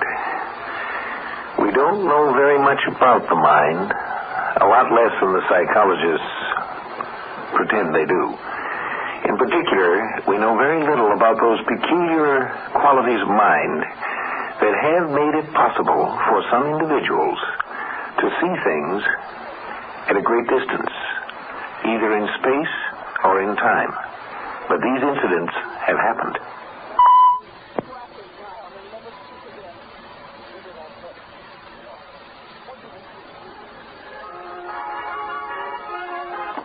Our father's room, Captain Thompson. Just make yourself comfortable.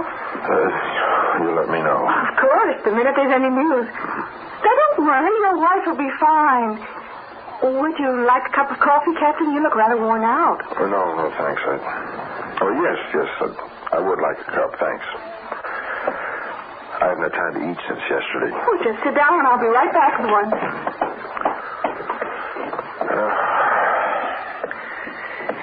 You do look bleached, huh? Oh, I'm sorry. I didn't see the glare from that lamp. First kid? Yes. Oh, well, you have three of them like I have.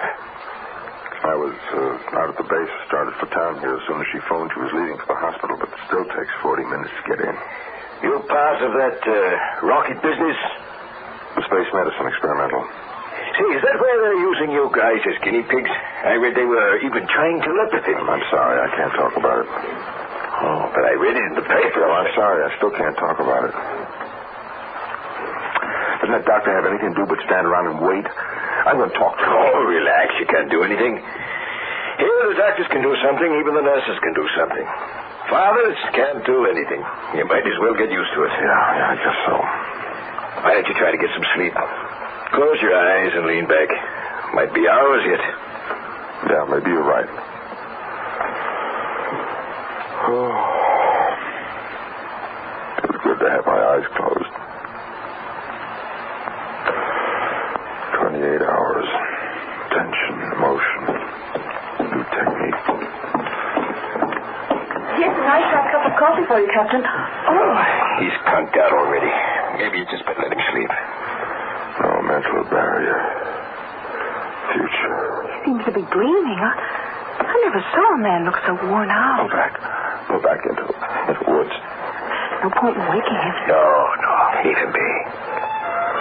Get the kids and the old people back. You hear me? Over there? Get them back. Back.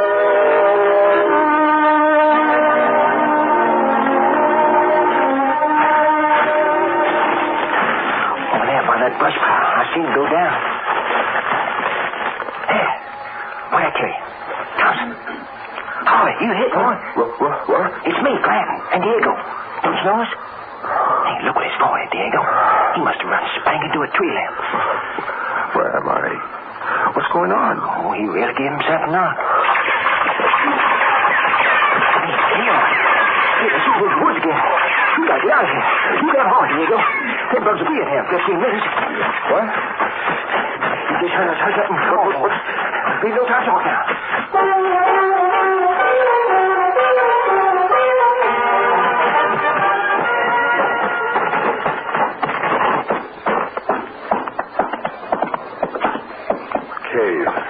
Pretty good, eh? We all just sort of stumbled onto it. Sit down, Harvey. Bandage that head of yours while we talk. Clanton, tell her about your end of it first. Well, I left you with your covering guard. Moved the rest all back through the brush, Harvey. We didn't have a bit of trouble at all. When I got the men flung around this spot here, it's a natural for defense, Harvey. This tree's so thick you can't see through them unless they come over a treetop height. Then I went back to see about you and the boys, and I met Corshank and Swenson. They told me Talbot and Guido was burned, and you was lost. You came for me? Diego, he was still there looking around for you. I just helped him, that's all. And just as we found you, a patrol of the bugs came along the road there, at the edge of the woods, shooting into it. You know how to do. Hold still. Anyhow, we set up camp here. No, we're a bit 2 miles back in. Safe enough for an hour or two. There, that fixes you. Now, about my end of it, Harvey. I had the women, children, the old people rounded up before the patrol that spotted us hit. I don't think the Kinoids even had a chance to count us. I don't think they even guess us to be a party as large as we are. After all, they've cleaned up everything but a few stragglers south of the Great Lakes and west of Denver. Anyway, I got them all back through the woods, and I've set up a separate camp for them about 500 yards back in. Your dad was a big help, by the way. He practically carried your wife most of the trip. I'm afraid it was maybe too much for him. My wife? Now, sit where you are. You can't do anything about her anyway. There's no reason to expect complications. She had your first son without trouble, didn't she? Yeah, but that was in the hospital. Will you forget your wife for 5 minutes? There's 238 other people here who need you right now. I was giving my report. Go on. It's better. Now, the old people are tired, and so are the kids. But the kids will recover. We've got straight woods behind us, and there's about a 4-day supply of food left. The question is, can we make the Quetico in that time? My men can get along right well on half rations. Fighting and night marching all the way? And what about my bunch? The young women and the older kids will be all right. The younger kids we can take turns carrying, but the older men and women... Maybe they won't chase us clear to where the old Canadian border used to be. We hit thick brush before that. You know they will. We have to go deep into the north woods or they'll follow us. That's what's behind this whole Kinoid offensive. They've got to exterminate us inside of the next few years, or their own mutated virus diseases will win the war for us. Half the last few Kinoids have been sick and dying. I wish I was sure that is you are, Maria. Well, if I'm not sure, it doesn't matter. Here's a map. Now, here we are now, Harvey. 60 miles from the border. Yes, I see. Well, what do you want me to do? Do? Are you sick, Harvey? You're in command of this group. Or did that hit on the head knock your brains completely silly? You're to tell us what to do, Clanton and me with our groups. But it must be my head. I don't seem to remember. If you could just let me think for a while. Think? We've got 2 hours until sundown. And if you want to survive, we've got to head for the border tonight. Are you telling us you aren't fit to command this bunch of ours? I'm sorry. All right. You better take over, Clanton. Why not you? You know I can't handle the men. Well, we'll get your group and my group moving as fast as the sun's down. They've all been fed. But, Harvey, whatever's wrong with you, you better get over it quick. Because there's 239 people here who'll never reach Quetico without you in charge. I promise you that.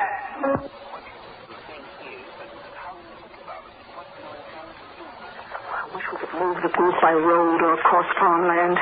Why not? Why not? You want the Kinoids to spot us. Maria, what are the Kinoids? You know, I do believe you knew. I do. I never heard of amnesia like this before. Look, you know you're Harvey Thompson, don't you? Yes. And you know we're in what used to be Minnesota, heading north on foot toward the Quetico Superior National Forest on the Canadian border, don't you? Yes. But you don't know the Kinoids spotted our first attempts at space flight and moved in to wipe us out. No. But why did they? Why, they're from Alpha Centauri, the nearest sun with inhabitable planets by our standards. We'd have headed there next. Well, couldn't anyone explain to them that we wouldn't take their world? Wouldn't we? What makes you so sure? Anyway, this is the way it worked out. Now, if little groups like ours can survive long enough, the Kinoids will be decimated by their own mutated diseases. They'll have to pull back. We can build again and then go after them. Are they really bugs? Oh, it's just a name some soldiers gave them. No, they're almost human, but not quite.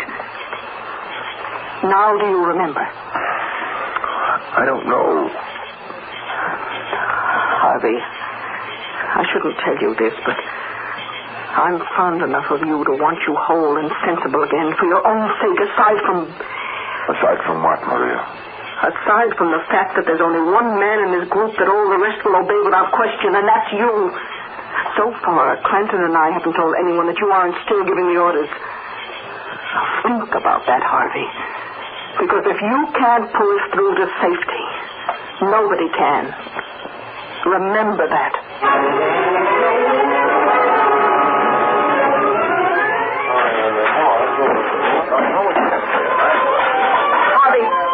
Harvey! Oh, Maria, where's my wife? I haven't had a chance to see her. No time for that now.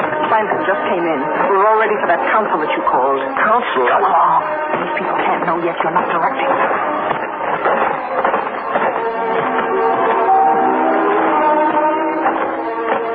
Ready and willing, Maria. Sit down, Harvey. How are the men, Clanton? Worn out. How are the non-combatants? Too tired to eat breakfast, most of them. I've left orders for them all to get something in them before they try to sleep. Your wife and son are fine, Harvey. She walked part way and rode in the litter when she got tired. Your father is in much worse shape. He'll insist on helping her. Scouts are back in. Got a little stretch of open territory ahead. No way to avoid it. Kinoid's waiting for us? That's right. By the patrol. They couldn't have figured we'd come this way or there'd be more. As it is, we got to get to them fast. They'll be calling for help. How fast? You ready to take over, Harvey? I just wondered, how fast? 15 minutes, if we're lucky. And there's 300 yards of open to cross. Mm-hmm. Then we're in thick brush for at least 10 miles. Well, it's best, I suppose, to hit them at twilight. They won't come after us in the dark? Not in the brush. Not even with air sport. What's the ground like? Give me this stick here. The woods juts out like this, and it's meadows both sides. From this point to where they're sitting.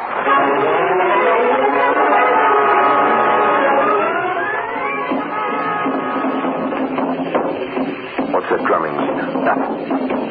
They do that morning, noon, and evening when there's nothing else to do. What's the best position? I got them laid out in the grass in a half circle, like you said. Halfway clear around them bugs. All right, give me the whistle.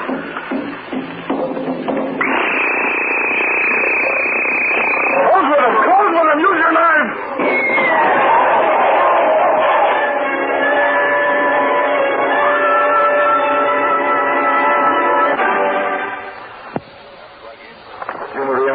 Yes.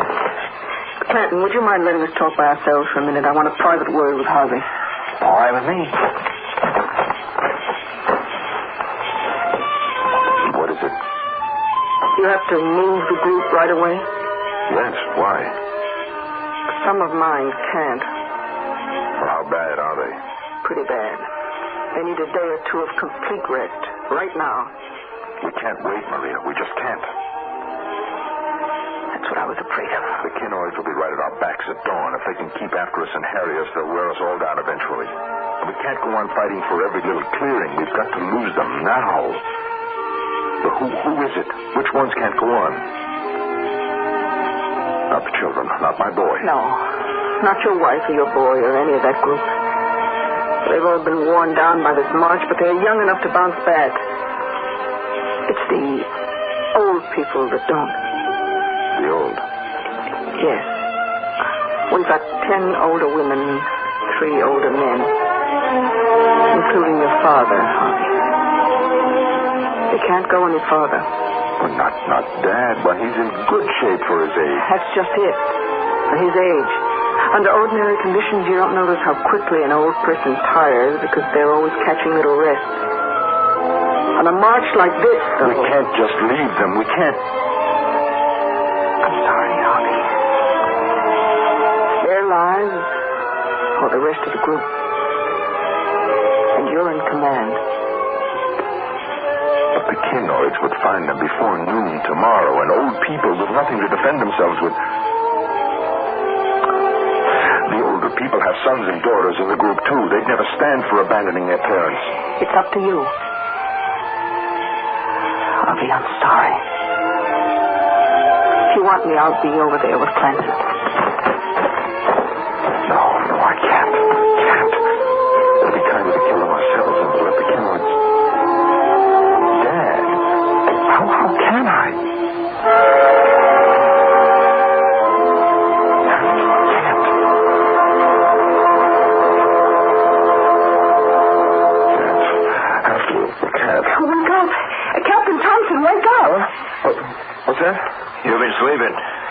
were having some nightmare there. Oh. What is it, nurse? A boy, Captain Thompson. You're the father of a boy. Oh. I have to carry him. Oh, that's the older one. He's all right. Pardon me, I'm still groggy, I guess. A boy. Where is he? How's my wife? Oh, your wife's just fine. She's still in recovery, and you can talk to her in a few minutes. Ah, good. Your son's in an incubator. He's just a little bit lightweight. You can see him in a minute, too, and the doctor will talk to you shortly, but will you come down the hall right now, and we'll get the birth certificate filled out? Oh, sure.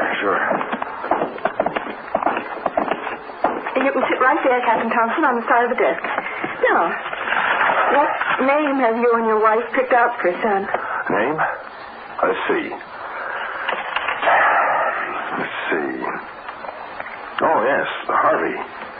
Harvey Walter Thompson, Jr. Harvey Walter...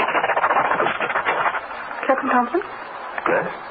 Well, Captain Thompson, of course we'll put down whatever you want, but I notice on the admittance slip here your wife's name's down as Mrs. John W. Thompson. Your name is... John, that can't be right. Now, Harvey was my wife's choice. She had the name all... My name is John. Well, yes, that's what we have down here on the admittance slip. My son's name is Harvey. Just plain Harvey Walter Thompson, no junior. It's easy to be confused. You'd be surprised at some of the fathers. Captain Thompson, are you all right? All right. I'm all right. Well, then if you'll sign here. Yes. And now it's official. You've got a son to take care of you in your old age, Captain Thompson. Yes. To make the decision.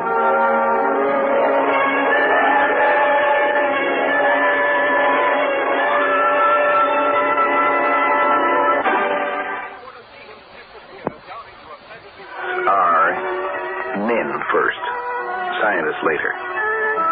The fact of being a man means that they have human emotions, human needs, wills, desires. It's hard for a scientist, as it is for any other man, to see his whole life orientations, his deepest beliefs, knocked flat. When Einstein's theories of relativity were first established, there was one of the major astrophysicists who committed suicide. All he believed had been demolished. Are our scientists to be expected to be any more able to take the shattering blow that the reality of clairvoyance would mean than the other people of our society? There have been incidents, but the scientists don't like them. I don't think any of us do, but they're there.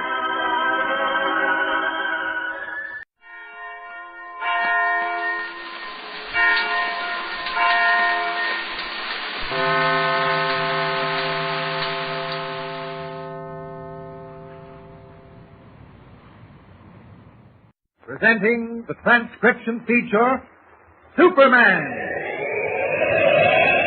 Look, up in the sky. It's a bird. It's a plane. It's Superman. Yes, it's Superman, strange visitor from the planet Krypton, who came to Earth with powers and abilities far beyond those of mortal men. Superman, who can leap tall buildings at a single bound, race a speeding bullet to its target, bend steel in his bare hands, and who, disguised as Clark Kent, mild-mannered reporter for a great metropolitan newspaper, fights a never-ending battle for truth and justice. And now to our story. Led by Professor Browning, famous radiologist held captive by the foreign agent Dr. Deutsch, Clark Kent and Jimmy Olsen found their way into a secret room filled with cases of books, deep in the cavernous heart of Volcano Island. Unable to track them down, Dr. Deutsch has ordered the passageway sealed and the ventilation machinery reversed. Kent, Jimmy, and Professor Browning, unaware of the danger they face, make plans for further investigation of Deutsch's headquarters in an effort to discover the meaning of his master plan. Listen. You think we're safe in here, Professor Browning? I don't know, Jimmy. We'll have to take a chance on that. I hope this is our lucky day. You know, there must be thousands of books here in this room. I wonder what Deutsch plans to do with so many books. Hey, look at what somebody's done to this book, Mr. Kent. Well, there's a square hole cut right through the pages. Same with this one. And this one. Why, they're all like that. Well, you're right, Jimmy. Every one of them is mutilated in the same way. That's odd. Odd. It's amazing. Have you noticed that each one of these holes is exactly the same size? Yes, about 2 inches square. Cut right through the book, except for 10 pages at the beginning and 10 at the end. With the book closed, you'd never even guess there was anything peculiar about it. You know, Kent, those little square hollows are perfect hiding places for something small and very valuable. Such as a little lead container filled with radium? Mr. Kent, I think you've got the answer. But why would Deutsch want to hide the radium in books? Why would he want to hide it at all? I don't know, Jimmy, but I believe Deutsch has found a new way to use radium, to unleash the energy in the radium atom. If this is so, he has in his grasp the most powerful, destructive force humanity has ever known. Why, the atomic energy in 1 ounce of radium could blow the United States off the map. And Deutsch is trying to get 12 ounces of it. What's that? I've heard that motor hum before. They're closing the stone doors leading from this tunnel. Something's up. Gosh, there go the lights. Yes, we'd better get out while we can. Let's try this door. We're locked in. What are we going to do now? Attention, Herr Browning. What's that? It's Deutsch talking on the public address system. Listen. I know you are hiding somewhere off tunnel number 7. And I'm pleased to inform you that you and your friends are trapped. I have closed all the doors to the tunnel, and now will turn off the ventilator blowers. Soon you will find yourselves without air. Do you follow me? Swine. I didn't think even he was low enough to do anything like this. However, Herr Professor, since I still have need of your services, I am willing to offer you and whoever is with you a chance to live. Under the loudspeakers through which my voice is coming, you will find a push button. If you wish to remain alive, press this button. This will indicate to me which room you are in. I will send for you. You have 30 seconds to choose between life and death. 30 seconds. Wait, Professor. Don't press that button. What else can I do, Kent? There is no choice for myself. I would rather die, but I can't sacrifice you and Jimmy. There must be some other way. Let me think. 15 seconds to go, Herr Professor. 10 seconds. I can't stand this, Kent. Let me press the button. No, don't touch it. Get down on the floor. What will that accomplish? Do as I say. Get down. You too, Jimmy. Your time is up. I am cutting off the air. Kent, you see? He's going to murder us. Take it easy, Professor. And keep low. The air will be fresher near the floor. What's that hum, Mr. Kent?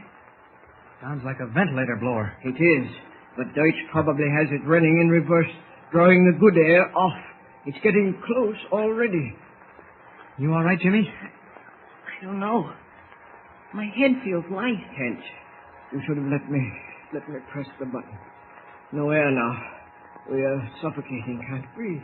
Kent. He's out. I wonder how long Jimmy can take it. Jimmy! Out too. Good. Now I can get to work. As Superman. I'll have that door broken down in a moment. Here goes. What's that? Sounds like a dog barking. What? Coming from under the floor. It must be Storm. Here now. Right under this pile of books. Just clear them away. Must be an opening of some sort here. Yes, here it is. Trap door. Here's the handle. One good pull should tear that loose. Now. There we are. Storm. An abandoned passageway. Now to get the professor and Jimmy out of here. Better not let them see me as Superman. Jimmy! Come on, Jimmy, wake up! What's happened? You fell asleep when the air went bad. Take a few deep breaths now. Gosh, it was good. I remember now. Deutsch turned the air off. Did he turn it on again? No, Jimmy, I found a way out. A trap door. And guess who led me to it? Storm. I heard him whining under the floor. Oh, good old Storm. Where is he? In a narrow passageway under the trap door. Come on, now give me a hand to the professor. Okay. I'll take his shoulders. It sure is out cold. Now, hold him here, Jimmy. I'll drop into the passageway, then you slide him down to me, will you? Mm-hmm. Here I go. All right, now. Let him down easy. Easy, Jimmy. So I can get a good grip on it. There. All right, I got it.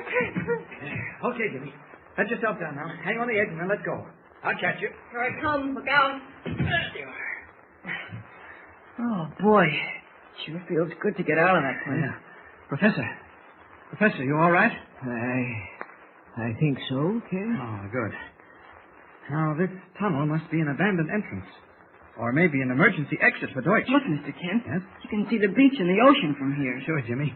It certainly looks good. Yes, but how did we get here? There's no time for explanations, Professor. Now, you stay here with Jimmy and Storm. I'm going back into the tunnel and look around. There must be an entrance to the main passage through this corridor. Mr. Kent, please don't go back in there. You'll get caught. Now, don't you worry, Jimmy. I'll be careful. You wait here for me.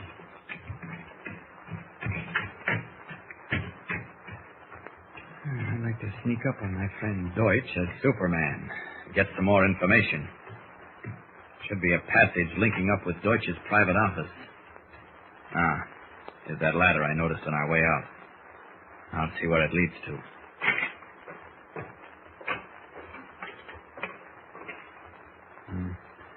This is a short corridor.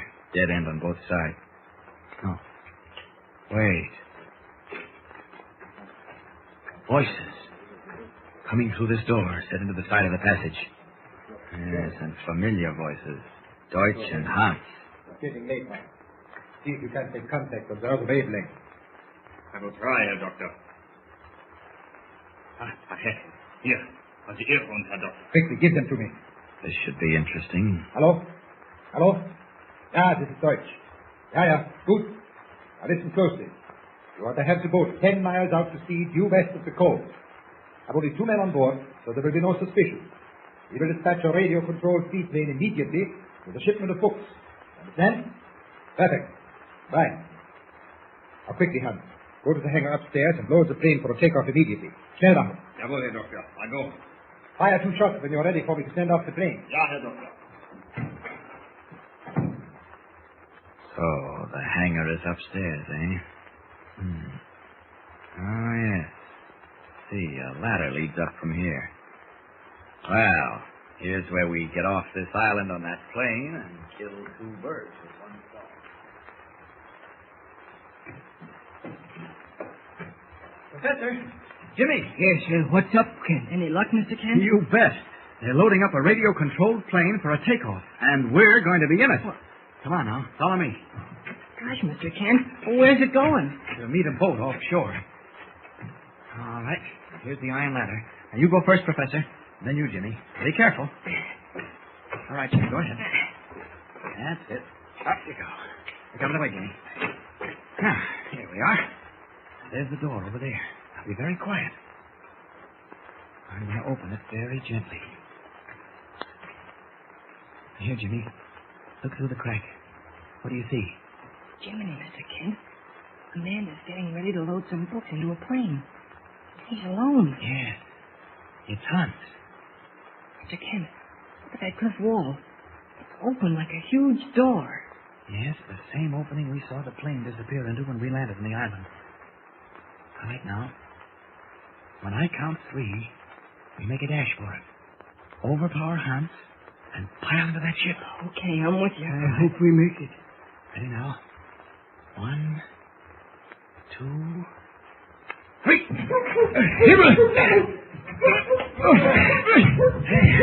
That takes care of our friend Hans. Get into the plane, Jimmy.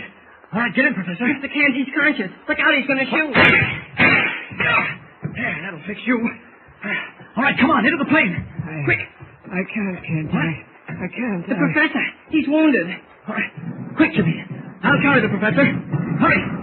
All right, now. Slam the door.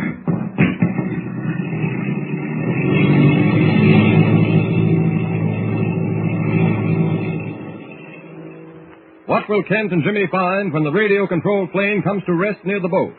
Whose boat is it? And why is Deutsch shipping the strange books away from Volcano Island?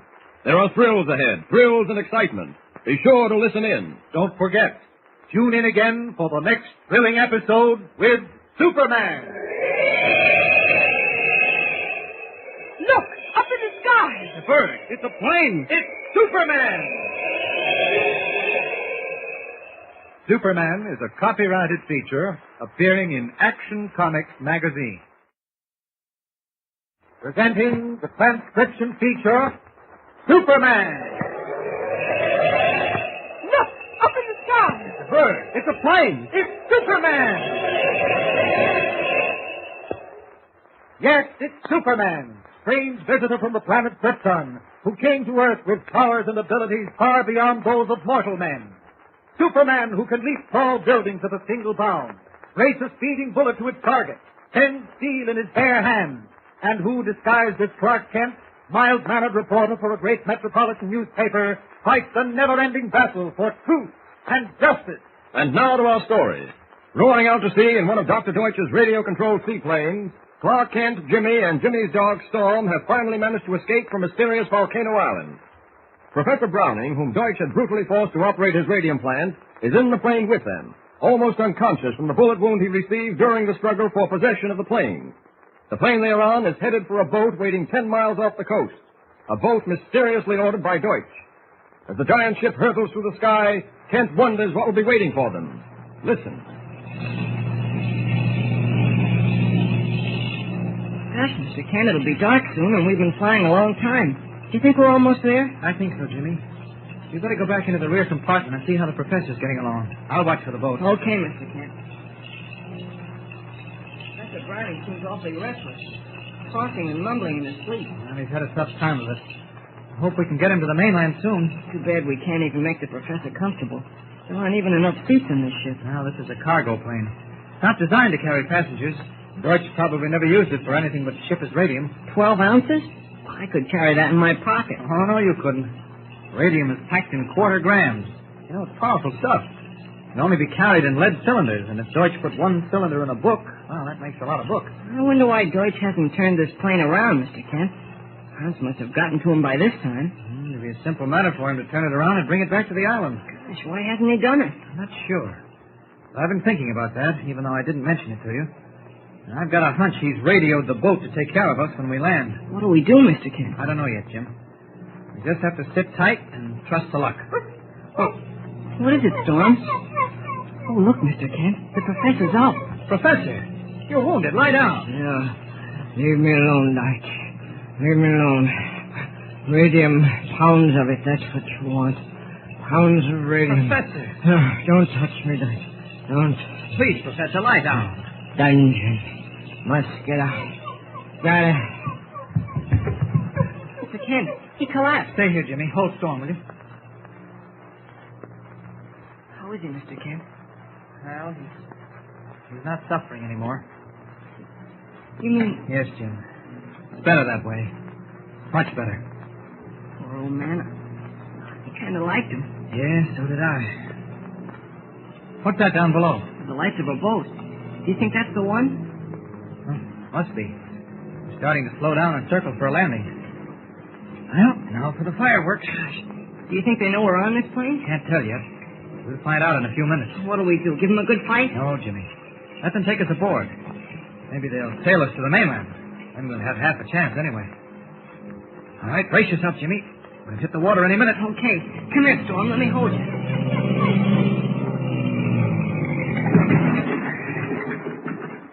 Look, two men are pulling away from the boat in the dinghy. Must be members of the crew, Jimmy. Gee, sure are tough-looking birds. Don't you worry. If they don't know we're on board, we've got the jump on them. Do you suppose Hans and Deutsch have warned them to expect us?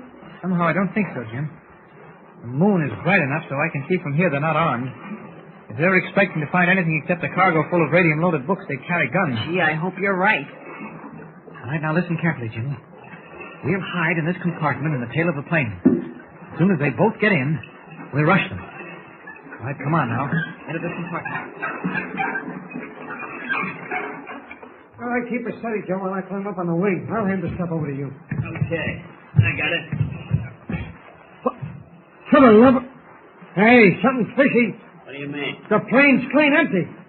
Go on, you bet. All right, come up and see for yourself, wise guy. Well, I'll be...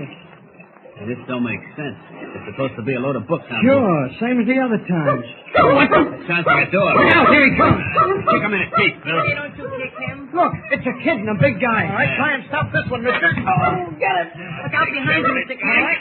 There, that'll hold you for a while. Gosh, Mr. Kent, you've knocked them both cold. Did I? Well, I guess they both stepped right into my wild punches. All right, come on now, Jimmy. Help me lower them into the dinghy. I'll get in first. All right. All right, Jimmy. Roll him over. Okay, I got him.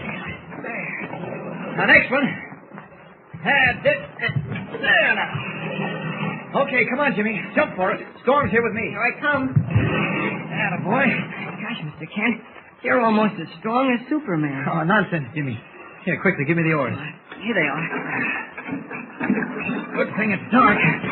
Maybe we'll be able to get on board without the rest of the crew seeing us.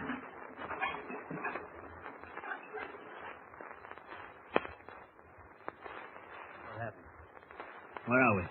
Take it easy. You're aboard your boat.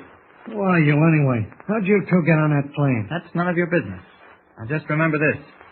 From now on, I'm running things, and you're taking orders from me. That's what you think. We take our orders from the boss and nobody else, see? Who is your boss? Don't tell him, Joe. What do you take me for, a sap? I ain't telling him nothing. Well, the only thing to do is turn you two specimens over to the police. They'll make you talk. We ain't done nothing. Ever hear of Dr. Deutsch? Who? Dr. Deutsch. Never heard of him. Me neither. Ask them why they brought the boat out here, Mr. You Kent. keep your nose out of this, kid. Yeah. Why did you bring your boat to this spot? Because we like to ride on the ocean, that's why. Sure, we like to breathe it. Well, I can see we're wasting time. Get up on your feet, both of you. I said get up on your feet. Okay, I'll get you up. Oh, you're breaking my arm. Stand up. Okay. That's better. Now, pay attention. This boat must have a shortwave sending set. Where is it? We got one, but it's on a blink. If it wasn't, mister, the boss would have told us to meet you with bullets. Shut up, Bill. I see. Where is the radio? In a deck house, but it won't do you no good. I'll find that out for myself. Jimmy? Yes, Mr. Kent? Hand me that length of rope. This one? That's it. Now turn around, you two. Did you hear what I said, or do I have to demonstrate? All right. You don't have to get tough. Hold your hands behind your backs. That's right. Now, a few turns of this rope around your wrist. Take it easy. There, a couple of good knots. You'll be safe for a while, tied together like Siamese twins. You won't talk so big when the boss hears about this. Oh, you have no idea how anxious I am to meet your boss face to face. Yeah?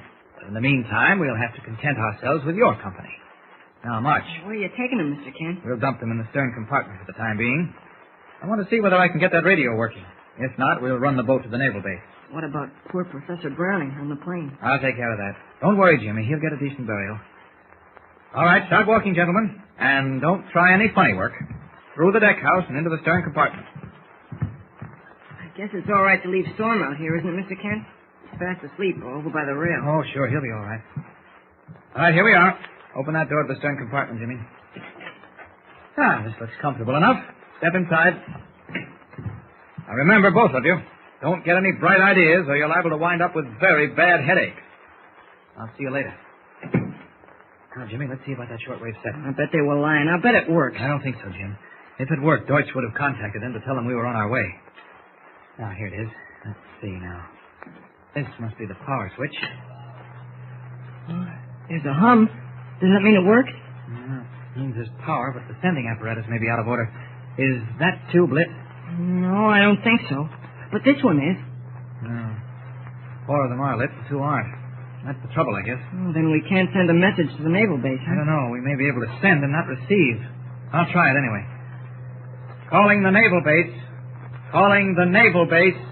Come in, please. Anything doing? No, not yet. Calling the naval base. Calling the naval base. Come in. Come in, please. Calling the naval base. Unable to determine whether or not his voice is going out over the airwaves, Clark Kent repeats the call again and again. Meanwhile, in the stern compartment, the 2 members of the boat's crew speak in low, hushed voices. We got to get off of this tub, Bill. If we don't, we're going to get tossed in a clink. Yeah, but how are we going to get off? Through the stern hatch. You don't know about it. You crazy? What are we going to do, swim with our hands tied? Not me. So loud. We ain't going to swim. We'll get out through the stern hatch, sneak up to the deck house, and conquer. With our hands tied, I suppose. Our hands won't be tied, dope. Now stand close to me. Yeah, that's it. slip your fingers into my back pocket. Okay? A knife. You got it? Open it up. Okay. She's open. Back up to me. I'll cut the rope. Good thing this knife is sharp. Okay, you're free. Now get me loose, will you? That does it. Now we'll fix that mug, whoever he is. Hey, wait a minute. Listen, Joe, I ain't so keen on tangling with him. Not without guns. And they're in the deck house. Anyway, remember what we got told? If anything happens, get rid of the boat, remember? Yeah, so what? Well, maybe we better get rid of it. What about us? We can scram in the dinghy. There ain't no sea running. We can make sure easy. We'll get the dinghy off the stern. Easy. It's pitch dark now. He won't see us. All right. But what do we do about the boat, Scudler? It takes too long. Hey, wait a minute. What are you doing? There's some cotton waste and a gallon of kerosene. We'll douse it and set fire to it. It's a good idea, but make it fast. Spread it around good, Bill. Okay. Boy, will this tub go up. Now, stand back, Bill. We're going to light this match. All ready? Let her go. Right.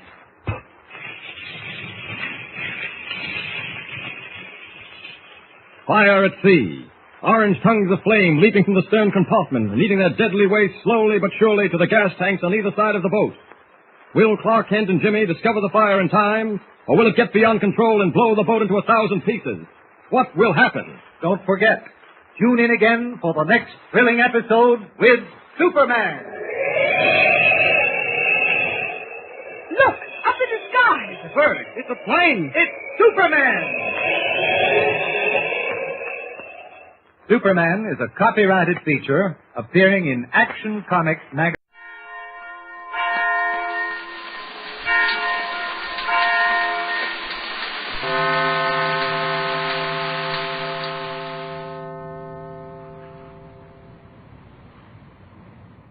Kellogg's Pep, the build-up wheat cereal, invite you to rocket into the future with Tom Corbett. Hey, Cadet.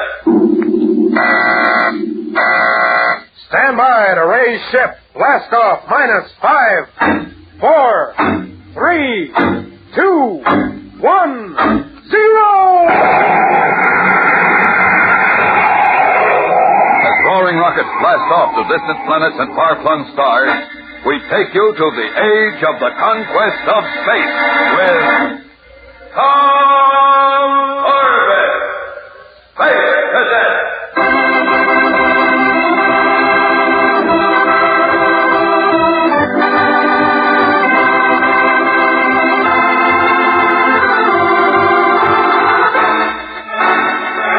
High over the Atom City spaceport, a huge blast-pitted field surrounded by ramps and conical metal buildings, a tiny ball of flame glows softly in the sky. As it grows larger, the blasting of powerful rockets is heard, and finally leaping tongues of flame reach down to ease a great passenger spaceship to the landing ramp. As the hatches are thrown open, two young men in the uniforms of space cadets dash into the ship. Moments later, they step into a small private compartment and snap to attention before a middle-aged man wearing only a robe and slippers. Space Cadets Tom Corbett and Roger Manning, reporting for duty, sir. You were sent by Commander Arkwright? Yes, sir. Very well. Whose uniform am I to wear? Mine, sir. Oh, yes. I see we're the same size. Very well, Cadet Manning, let's get to it. We haven't much time. Right, sir. Oh, my suit is there on the bunk. I believe it'll fit you quite well. Yes, sir. I beg your pardon, sir. I know cadets aren't supposed to ask questions, but, well, we'd sure like to know what this is all about. You mean Commander Arkwright hasn't told you? Not a word. Here's the blouse, sir. Oh, thank you. All we were told was to meet you here on this ship, and Roger was to give you his uniform. And then we were to escort you back to Commander Arkwright's office at Space Academy. Wait a minute. You're escorting me now. That's right. Now, since this may be a dangerous ride, it doesn't seem fair that you shouldn't know why you are risking your lives. We're what? Yes. You especially, Cadet Manning, since you're temporarily impersonating me. You see, I'm Barton Reed, a special messenger from the government of Venus. You've been there, undoubtedly. Oh, sure. Practically a ferry run for us. Then you know it's an important part of the Solar Alliance. We are now in grave danger. From what? I'm not at liberty to tell you that. But I have come to get help from the Solar Guard. And so far, there have been 2 attempts to assassinate me since I left Venus. By somebody on this ship? Yes. But I've been unable to find out who it is. That's why I made these arrangements with Commander Arkwright. Wow, he sure hands us some juicy assignments. What difference does it make? We can handle it. I'm glad you feel so confident, Manning. After all, once we leave the ship, you will be the target. Oh? Very well. I'm ready to leave. How do I look? Fine, sir. Just like a space cadet. You ready, Roger? Yeah, for just about anything.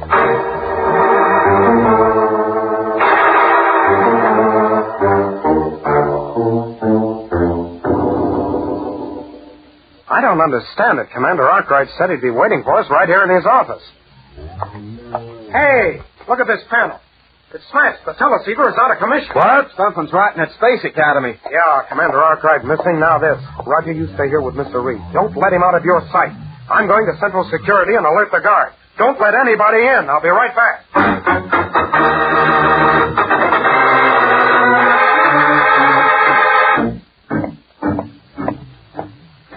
Oh, sit down, Manning. You're making me nervous pacing back and forth like that. I can't help it, sir. I'm worried. Tom's already been gone 15 minutes. He should have been back long ago. Now, do you want to go look for your friend? I think I should. Something's happening around here, and I want to find out what. Well, don't hesitate on my account. I can take care of myself. No, blast it, I can't do it. My job is to deliver you to Commander Arkwright and all in one piece. As it appears now, you may not be able to do that.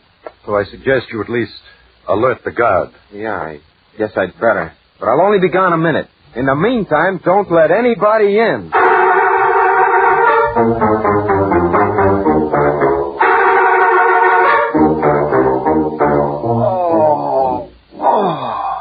Great screaming Saturn, my head. Feels like it's got 16 moons revolving around it. What happened anyway, Roger? You'll have to answer that, Tom. When you didn't come back to the office, I started looking for you. I found you in a heap here in this corner. Yeah, but I don't remember anything. I was on my way to Central Security. Then something hit me like a ton of bricks and I blacked out. You were slugged from behind. You've got a big lump on your head. Jumping Jupiter. Mr. Reed, you've left him alone. Well, I had to when you didn't... Skip it. We've got to get back to Commander Arkwright's office. If anything happens to Barton Reed, you and I are finished at Space Academy.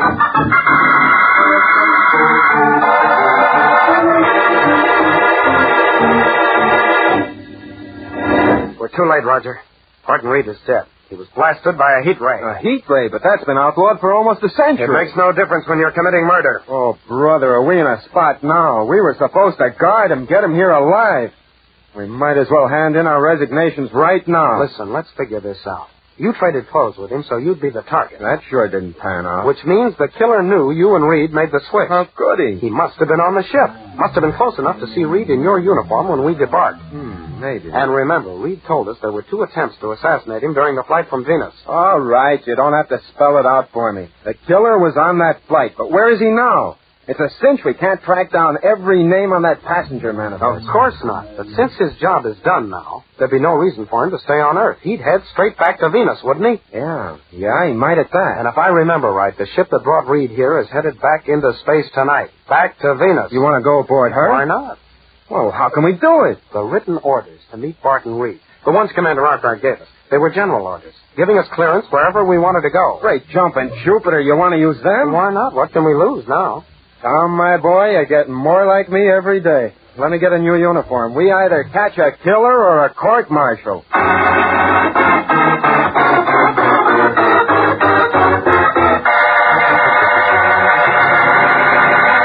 We'll return to the exciting adventures of Tom Corbett, Space Cadet, in just a moment. So stand by.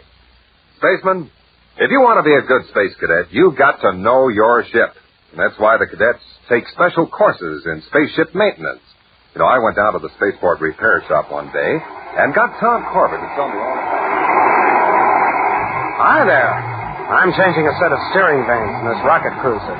The heat of the exhaust burns them out after a while, so they've got to be changed pretty often. You know, besides keeping these rocket ships in trim, the cadets have to keep themselves in trim, too. That's why we make sure we get lots of exercise, fresh air, rest, and good food. And say, tops with me in that good food division is Kellogg's Pep. I need vitamins just like everybody else. And a serving of Kellogg's Pep gives me a whole day's supply of vitamin D. Pep gives you vitamin B1, too, besides other food values you need to build up strong muscles. And you get all these important food values in a cereal that tastes better than anything you ever tasted. So do yourself a favor, spaceman. Start each day with a big bowl full of Kellogg's Pep. You'll like it. Well, you heard what Tom Corbett has to say about Kellogg's Pep, spaceman. But you just wait till you taste that delicious, malty-rich Pep flavor Tom was talking about. You won't need anybody to tell you the best-tasting cereal ever is Kellogg's Pep. P-E-P. Pep.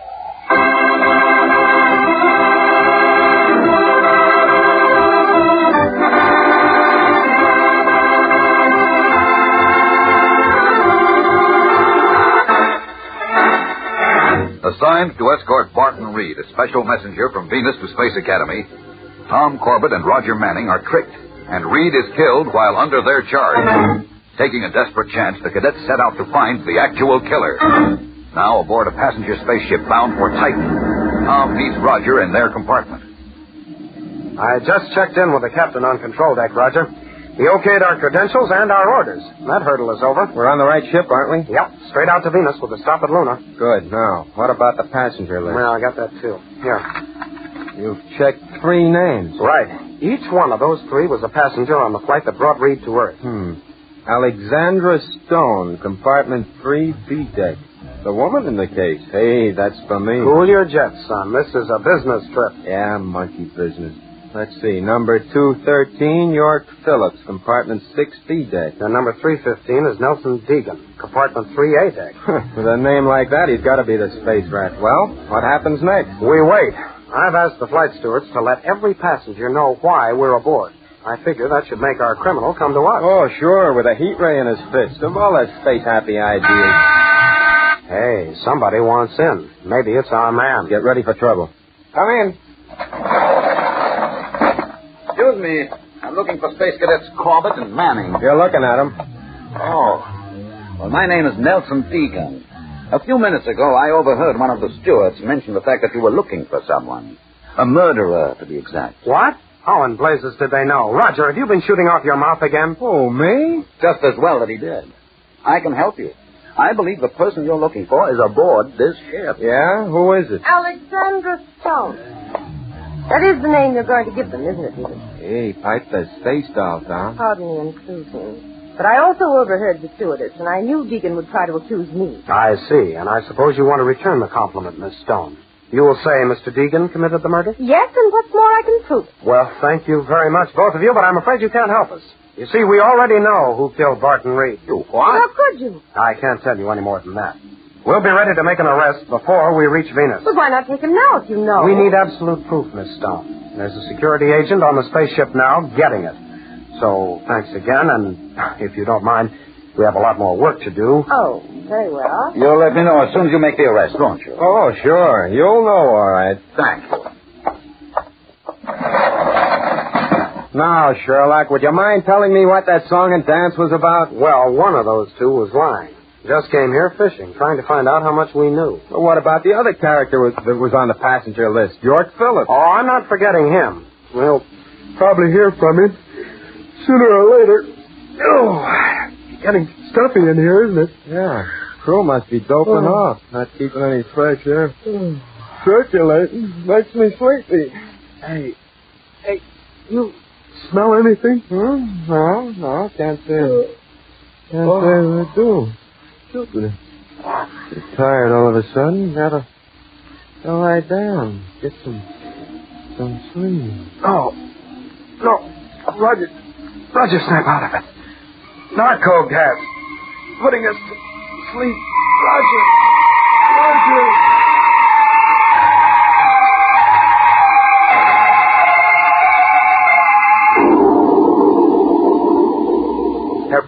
Roger, wake up. Come on, snap out of it. What? Wake up, will you? Oh, my head feels like it's full of cotton wool. Yeah, I'm kind of groggy, too. But shake those cobwebs, will you, fast? What happened, anyhow? Last I remember, I was so awfully sleepy. It was narco gas. Fed through the compartment ventilators. Great galaxy, how long do you suppose we've been asleep? I don't know. I'm going to ring the control deck and find out right now. Control deck, Flight Officer Burton. This is Cadet Corbett in compartment 4A deck. Have we touched down at Luna yet? Don't give space junk, Cadet. You don't know where we are. You ought to be washed out of astrogation school. I'm sorry, sir, but we fell asleep. Right on the job, huh? Well, for your information, we left the moon an hour ago. An hour? Yeah. Is there anything else, Flash? Yes. Will you check the passenger manifest?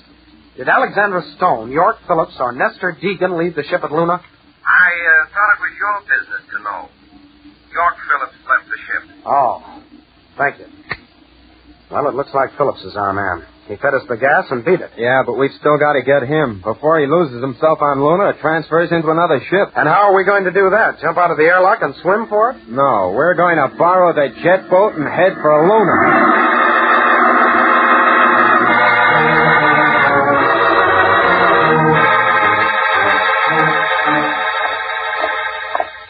Well, this is it. Room 415. Our last chance to find Phillips. We've combed every hotel in this crummy town. Last chance is right. Nobody home. Want to walk in? Well, we've come this far. After you, Alphonse. Jumping Jupiter. Look, Tom, lying on the floor. Yeah, and there's no doubt about what happened. That heat ray again. I wonder if it's Phillips. Well, he must have a passport or credentials of some kind. Now, let's see. Roger, look. This card in his wallet. York Phillips. Solar Alliance Security Division. Tom, an undercover man. And I thought I was kidding when I told... By the rings of Saturn, Alexandra Stone and Nestor Deegan. It must have been one of them. You mean he or she KO'd us with that narco gas, then left the ship at Lunaport and blasted Phillips? Sure, there was time. The ship laid over for almost 2 hours. Well, that adds up, but we're left high and dry, and the killer is on the way to Venus. Well, there's only one thing to do. We've got to catch up with that ship again. Oh, brother, we're sure working these orders overtime.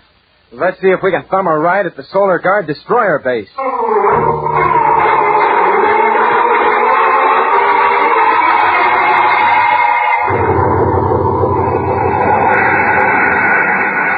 Cadets, are you ready? All set, Lieutenant Martin. Then stand by at the airlock.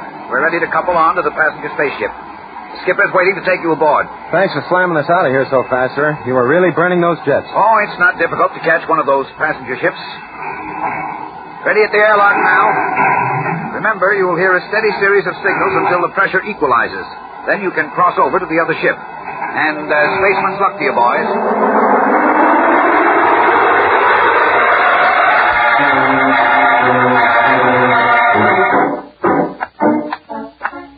I don't get it, Tom. Since we came aboard, we've covered just about every deck on this ship, and not a sign of the stone down. Well, there's still the power deck. Come on, down this companionway. If Deegan's harmed her, so help me, I'll turn him inside out. Well, funny we haven't been able to catch up to him. He certainly can't move as fast as we can. If he's still carrying her, he may have stuffed her in a locker somewhere. Well, that's a cheerful idea. Hey, wait a minute. You see him? I don't know.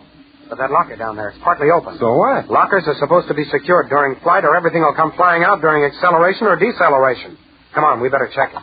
Jumping Jupiter, maybe I was right after all. The right idea, Roger, but the wrong person. Look, Deegan. Well, what do you know? The space doll packs a wallop. He's out cold. But not from any wallop. He's been given a whiff of narco gas and stuffed into the locker. What? Come on, let's try to wake him up. All right, Deegan. Snap out of it. He's starting to open his eyes. That's it, pal. Get on the ball. Come on. Take it easy, Tom. You'll knock him cold again. Corbett, man, What happened to you, Deegan? Where's Alexandra Stone? the bomb. The RDX bomb. What are you talking about? She left the bomb on the ship, on the power deck gallery. She what? But that's crazy. She'll blow herself up with it. No, she's trying to escape in a jet boat. She told me. Where is the bomb, Deegan? Somewhere on the power deck gallery. That's all I know. You've got to find it, or this whole ship will be blasted into dust.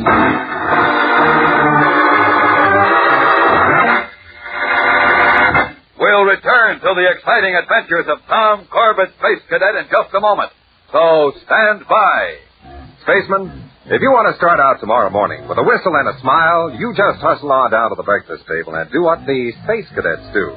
Open up a package of Kellogg's Pep and shake out a bowl full of good eating.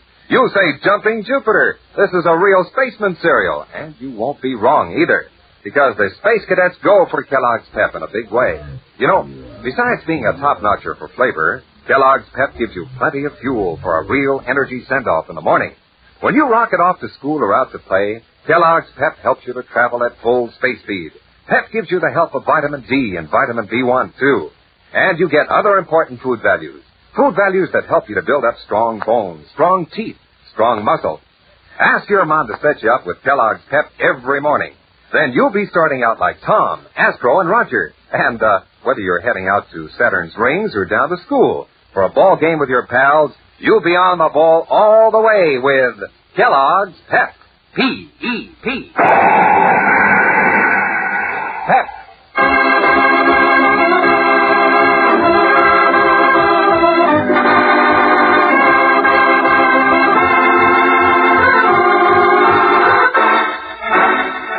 Finding Deegan unconscious in one of the space lockers near the power deck of the passenger ship, Tom and Roger realize that Alexandra Stone is the killer they have been looking for. But when Deegan regains consciousness, he warns them that the girl has planted a bomb somewhere on the power deck gallery. Now, racing against time, the two cadets circle the gallery in a desperate search for the bomb. We'll never find it before it blows up, Tom. It could be any place on the gallery. That RDX is like putty. It could be shaped so we wouldn't recognize it. RDX has to be exploded by some kind of electrical detonator. We'll check every power outlet up here. Attention power deck. Attention power deck. Stop all rockets. Crews take emergency stations on jet port deck. Looks like Deegan contacted the skipper, all right. Yeah, I hope the passengers and crew can abandon ship in time. What about us? We're going to find that bomb. Roger, look. That power outlet. Huh? Oh, yeah, there's a cable running from it. Yeah, at least behind this girder. I found it, Roger. Here's the bomb. Yowie, let me have that cable. I'll pull it out. No! Huh? Hold the bomb. Detonators are rigged that way sometimes to blast if contact is broken. What if we don't pull that plug? It'll explode anyhow. Maybe we still have time. We've got to chance it anyhow. Time for what? To get the bomb outside in space. Let it blast there. And how are we going to do that? You haven't enough cable. We'll make a live splash. Add 50 feet to the cable. Then carry it to the power deck emergency hatch over there and dump it over. You get the spacesuit for me, Roger, and I'll get the cable. Move fast!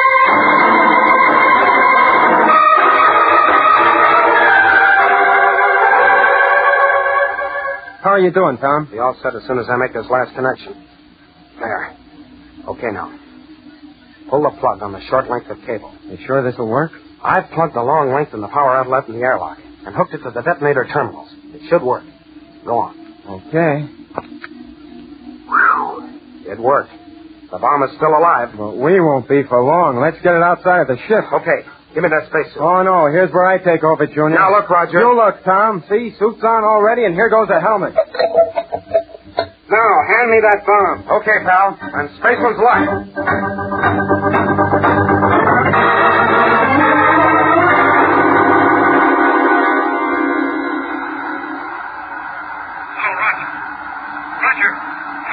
Yeah, what do you want, Tom? The outer airlock portal opens.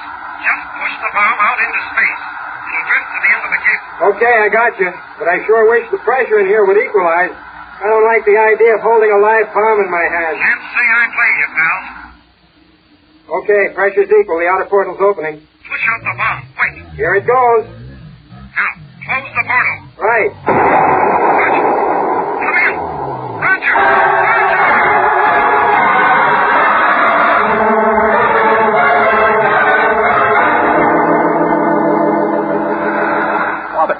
Corbett, they caught Alexandra Stone. She's locked in one of the jet boat airlocks. She couldn't get away. That's great. Blast it. When's this airlock going to open? What's the trouble? Corbett, you're white as a sheet. Roger's still in the airlock. I heard the explosion, but he hasn't checked in. And I can't get into the airlock until the pressure is equalized. There. You can get into the airlock now. The portal's opening.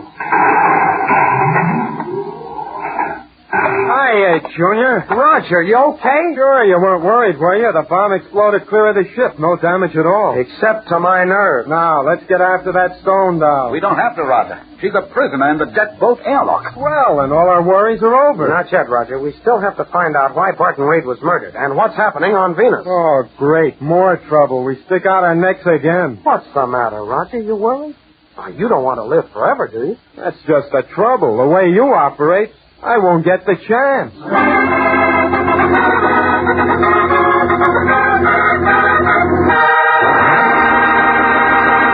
Don't miss the next action-packed adventure with Tom Corbett, Space Cadet, on Thursday, when he and Roger Manning land on Venus and find danger in Part 2 of The Atmosphere of Death. Tune in, same time, same station on Thursday for the next thrilling interplanetary adventure with Tom Corbett, Space Cadet. Brought to you by Kellogg's Pep, the build-up wheat cereal.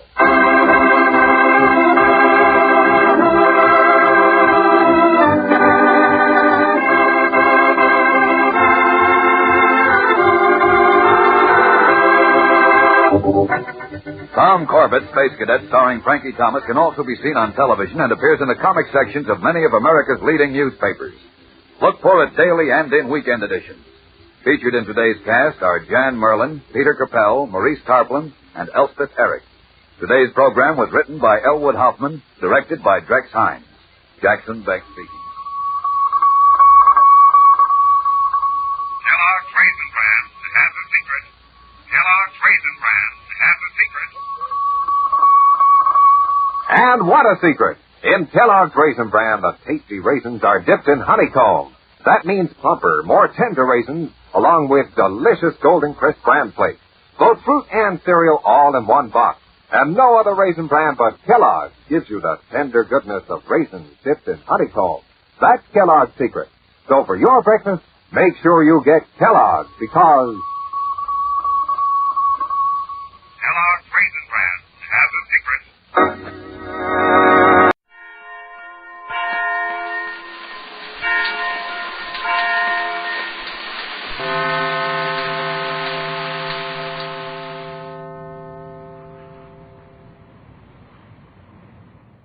You, finding life rather dull, dreaming again of exotic places, wishing you were somewhere else?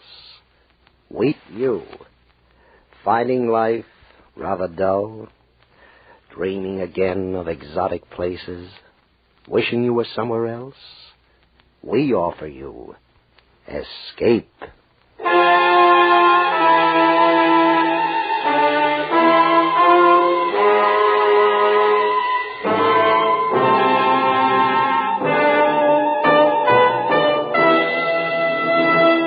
Today, Escape brings you one of the most unusual and terrifying stories of recent years. It is a story of such scope that the producers of Escape, in order to dramatize its full impact, will present it in 2 episodes. So now, with the performance of John Daner as Isherwood Williams, we bring you part 1 of George Stewart's powerful novel, Earth Abides.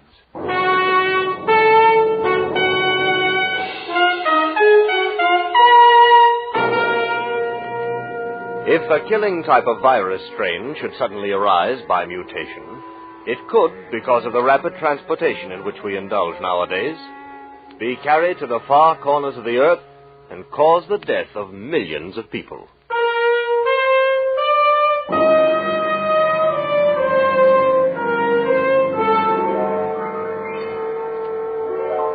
If you should awake some morning, tomorrow morning, let's say, if you should wake to a man-dead world, where virtually all of human life had been dissolved from the face of the earth, leaving behind only buildings, bridges, machines, if you should awake to such a world tomorrow morning, what would you do? Where would you go?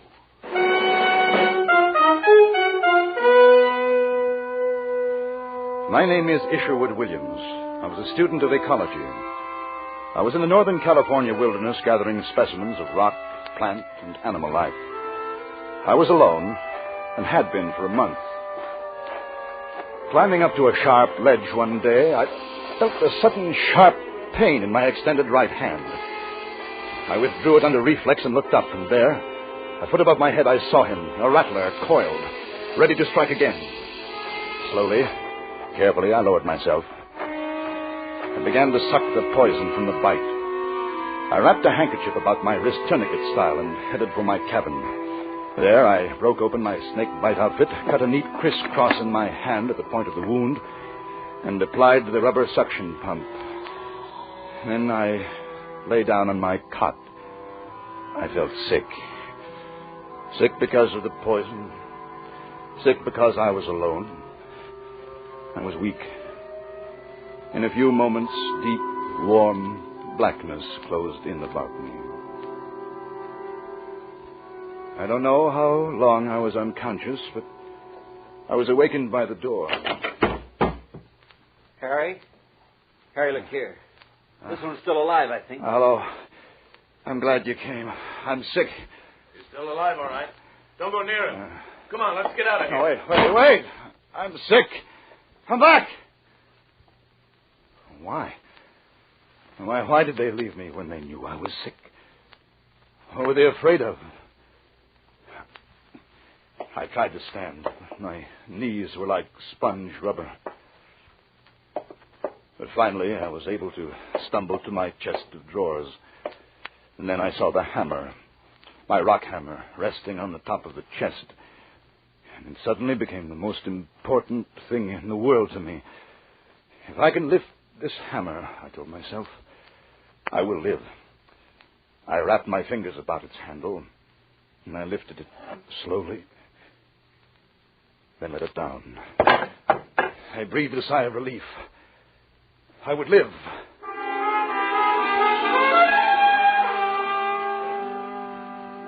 In the morning, I felt better. I got up, packed the car, and headed for the nearest town, Hudsonville, about 10 miles to the south.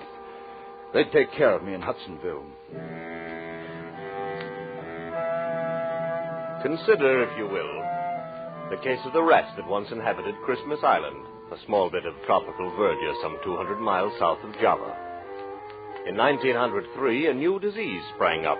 The rats proved universally susceptible and soon were dying by the thousands. In spite of great numbers, in spite of an abundant supply of food, in spite of a rapid breeding rate, the species is now extinct.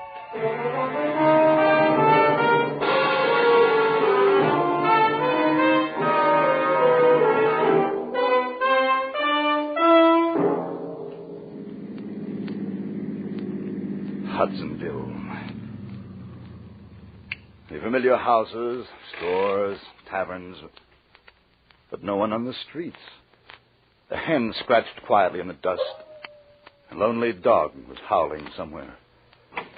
I got out of the car and walked into a little restaurant. The place was empty. Hey. Is anybody here? Hey! Silence. Deathly silence. On the counter, I saw a newspaper. I flipped it open. The headline... Crisis. Acute. I read the story, a dispatch from Washington. The federal government is herewith suspended as of the emergency. All officers, including those of the armed forces, will put themselves under the orders of any functioning local authority by order of the acting president. Front page, column 3. The West Oakland Hospitalization Center has been abandoned. Its functions, including burials at sea, are now concentrated at the Berkeley Center. Keep tuned to your radio. The radio. The radio in my car.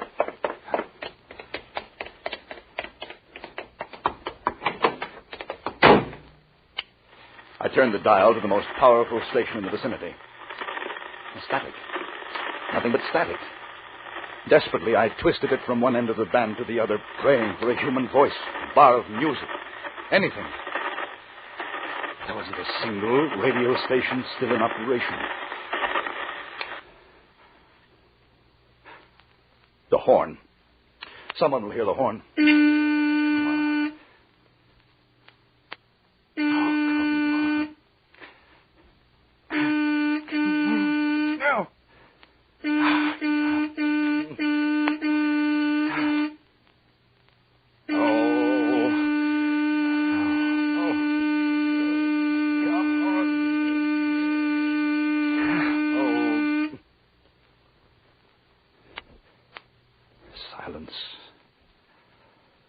Silence and death. I leaned back in the seat, exhausted. I sat that way for minutes before I looked at the paper again. The paper. The last sign of human life left to me. It was dated a week before. I read it through twice. Whole cities had perished. Medical centers, bodies. Doctors, nurses, burial crews hard at work, and then they too had fallen and died. The United States, the world, the stagnant flesh pool of death. Suddenly, with terror, I thought of home. I started for San Francisco. On the way, I helped myself to a tank full of gas at the station. Oddly enough, the pumps were still working. Electricity still flowed from the river-driven generators and the lights still blazed. I wondered how I had survived. Perhaps the snake venom had counteracted the virus. Perhaps the clean wilderness, who could say? But somewhere, someone else was alive. The men at the cabin door, there must be others, but where? I passed some cows in a pasture. Smiled to myself at the irony. The world belonged once again to the animals. Ecological observation. Pedigree means nothing now. The prize, which is life itself, will go to the keenest brain, the staunchest limb, the strongest jaw. The champion boars will die in their well-kept pens, but the shoats will roam wild. In a few generations, their legs will grow slim, their bodies thin, their tusks longer. Man, they need nothing from man. I passed 4 or 5 cars on the highway, abandoned. But farther along, I spotted another car, and there was a man inside. I stopped and got out. He had fallen over the wheel. There was a bottle beside him and the strong smell of cheap liquor. I shook him. Come on, come on. Come on, wake up. Wake up, wake up. Wake up, I said. Hey, come on now, come on. Now, leave me alone. Now, you just leave me alone. I said wake up. Hey. What's your name? Your name. Oh, what difference does it make? Oh, come on. Don't go back to sleep. What's your name? Barlow. Barlow's my name. 58 Barlows in the Seattle telephone directory, and I'm the only one left. Me, the dirtiest skunk of the lot. What am I doing alive? Answer me that. Go back to sleep, Mr. Barlow. Wait. Here. It's free on the house. Everything's on the house now. Have a drink. Oh, thanks. Let me tell you why I'm still alive. Because I'm being punished. I'm not good enough to die. Oh, goodbye, Mr. Barlow. No, hey, come on back. I'll buy you a drink. It's good. I'll buy you a drink. Look here, I got $500. I took it from a bank yesterday. You want to hear? $500.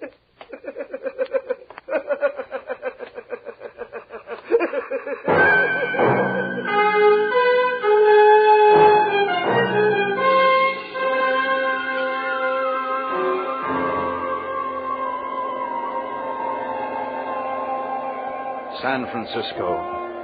The mute, dead city of San Francisco. A naked forest of concrete with its empty streets, its ghosts of newspapers blowing across alleys. I crossed the Bay Bridge, stretched over the blank water. A single car, coupe, parked in an emergency recess with its sole possessor now. The Bay Bridge. A final monument to the greatness that had been mankind.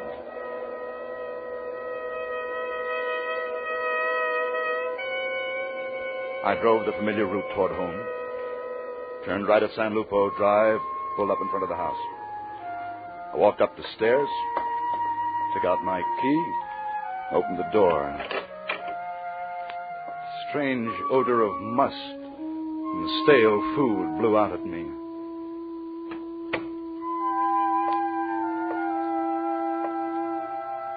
Mom?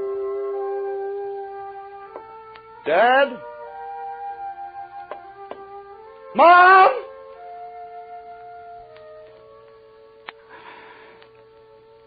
I fell into a chair and cried.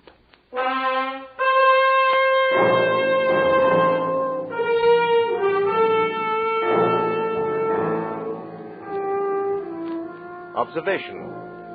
The desert and the wilderness began a long time ago. Men came only in the latter centuries. They camped at the springs and wore faint trails through the mesquite bushes. They laid rails, strung wire, paved long, straight roads. After a while, men were gone, leaving their small works behind them.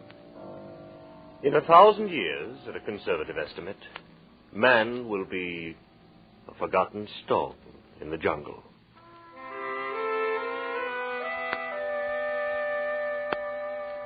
Where would I go?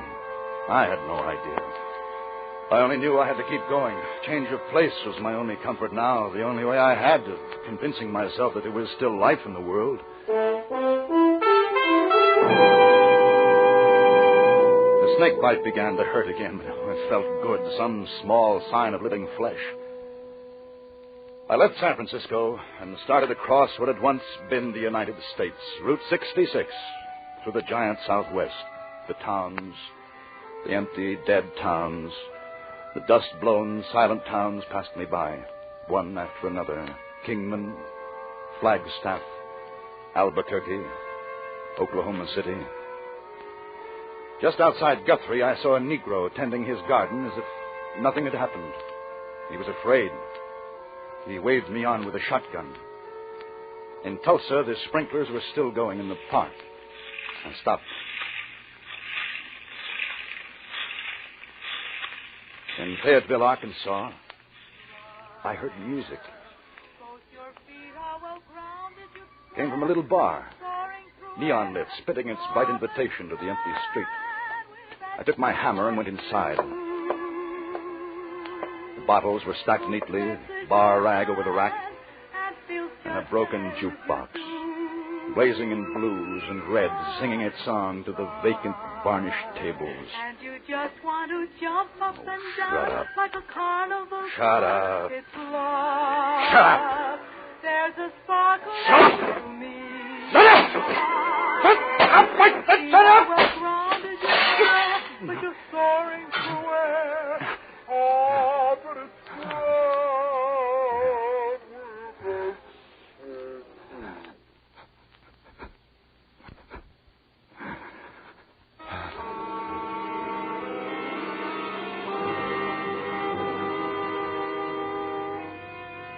I slept in the best auto courts of the most luxurious hotels.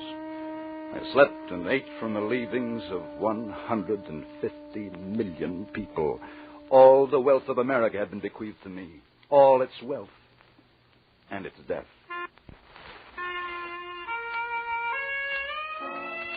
Three days later, I pulled up the Pulaski Skyway, crossed George Washington Bridge, came to Manhattan.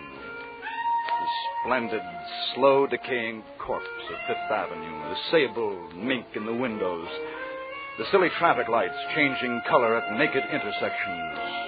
Manhattan, soulless and dead. Stretched out between its rivers, the city will remain for a long time.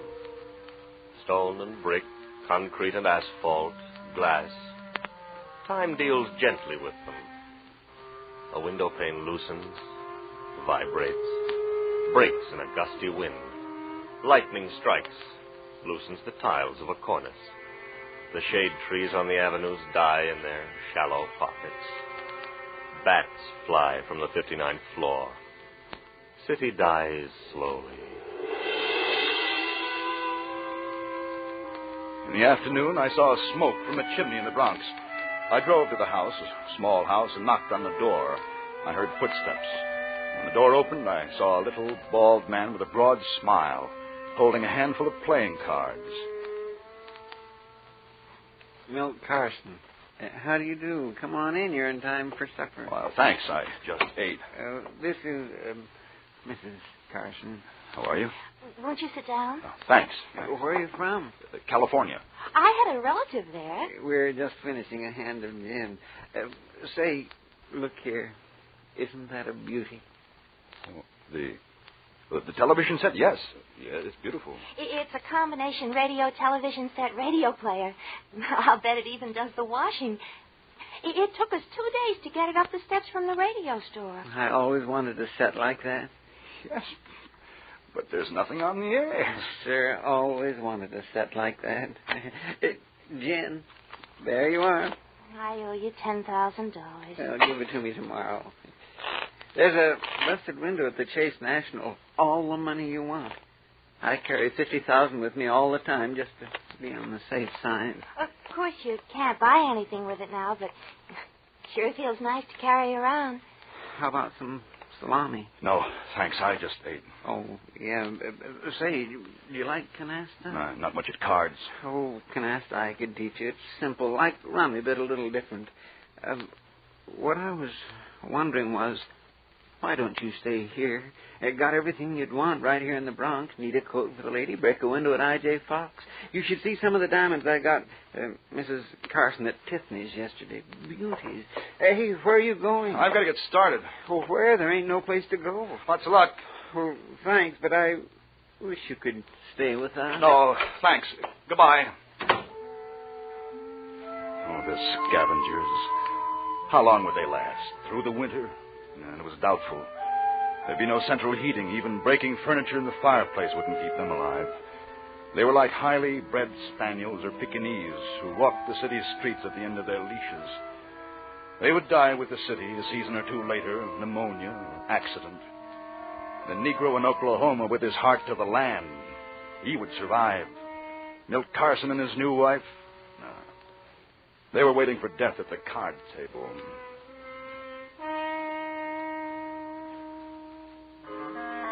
2 weeks later, I was in San Francisco again. The streets were just as bare as when I left. The lights were still on, but dimmer now. Water flowed still from the faucets. But San Francisco had a new population, the dogs. They hunted in packs, all breeds bound together in the common search for food. Danes, Dalmatians, Scotties, toys, all of them. The dogs had taken over the city. And I decided to move back into the house because of the familiar things. Late one afternoon, I went out to look around the neighborhood, and I heard the yelping too late. As I looked around me, I saw myself being surrounded by dogs. They were hungry, ravenously hungry, and they started to close in. The car was on the street some 50 feet away. If I could make the car. The dog made a lunge for me. I kicked violently and started to run. They were after me, some of them running at my legs. I reached the car, opened the door, and slammed it. They climbed to the window, baring their fangs, their red tongues wet with hunger. But I was safe.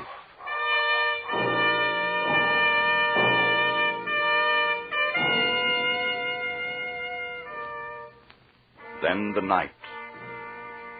And that night, the lights went out. The lights. The lights. Hey, the lights. What happened to the lights? I looked out over the city. It was black. Black as death. The age of electricity was over. Finished.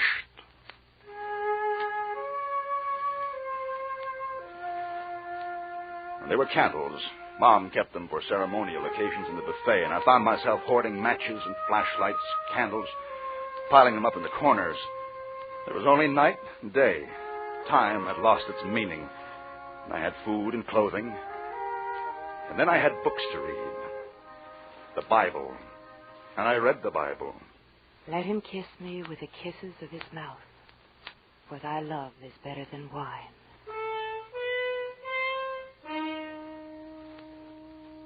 There was a faint but unmistakable light burning that night a mile away on Nob Hill. I got into the car and drove to the light. I parked the car. I reached for my hammer. In the window, a shadow moved. As I approached the door, a flashlight caught me in its glare. I stopped, dead still. I waited for someone to say, "Put your hands up." "Who are you?" There was a breath of perfume. That's a nice car. I can pick up a better one on any street corner. Come on in. Thanks. How about some coffee? Sounds good. How come you didn't find me before this? I just saw the light tonight. I decided to investigate. I saw your light lots of times. Oh? You live down on San Lupo Drive. Well, why didn't you come in? Woman's pride. Man's supposed to come after the woman. Uh-huh. That was before. There are no rules now. No, but they're habits. Want yours black? Yeah, black's fine. I don't want you to think you're the first one I've met. There were 5 or 6 others. They saw the light and they came in. They had coffee and I sent them on. What about me? I don't know you. Well, I'm clean, well-educated, healthy, young. Those are the good things. I dislike turnips, canned beans, stupid people. What's your name? You'll laugh. I won't laugh. What's your name? Isherwood, my mother's maiden name. Everybody calls me Ish. Well, mine's Emma. Emma and Ish. Nobody's going to write me love songs with that combination. No. Don't imagine they will. I like you. Coffee will be ready in a minute. Emma, will you come and live with me? I don't know you. What is there to know? That I like you, and you like me? That we're both alone? Emma? Emma?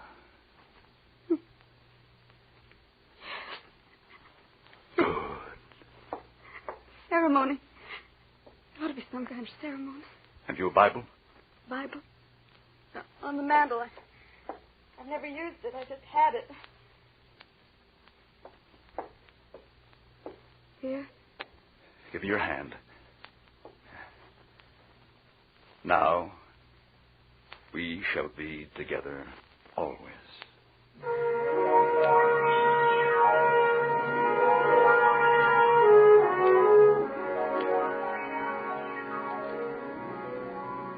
Emma was warm and understanding, a good woman, a healthy woman.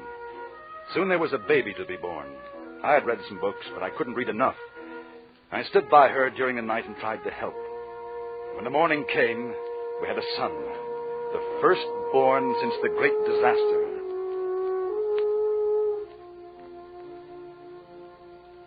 Then there was the matter of time. We won't need to know the exact hour. No, that's true. The clocks have stopped, but what's the difference? We eat when we're hungry, and when we're tired, we go to bed. But the months and the years. It's important to know when the year ends. Oh, that's what I've been doing out on the porch. What is that thing out there? It's a transit. See, I set it towards the sun, and when the sun reaches the winter solstice, I know that to be the shortest day of the year. And that will be our New Year. New Year's Day isn't the shortest day of the year. No, December 21st is. And we'll make that our New Year. Man's always been trying to get close to that date for the New Year, but calendar makers always went off. How long will it be? A few days. Then it'll be 1950 what? No. That was the old calendar. This will be our year one. The year one. We must call it something. I know. We'll call it the year of the baby.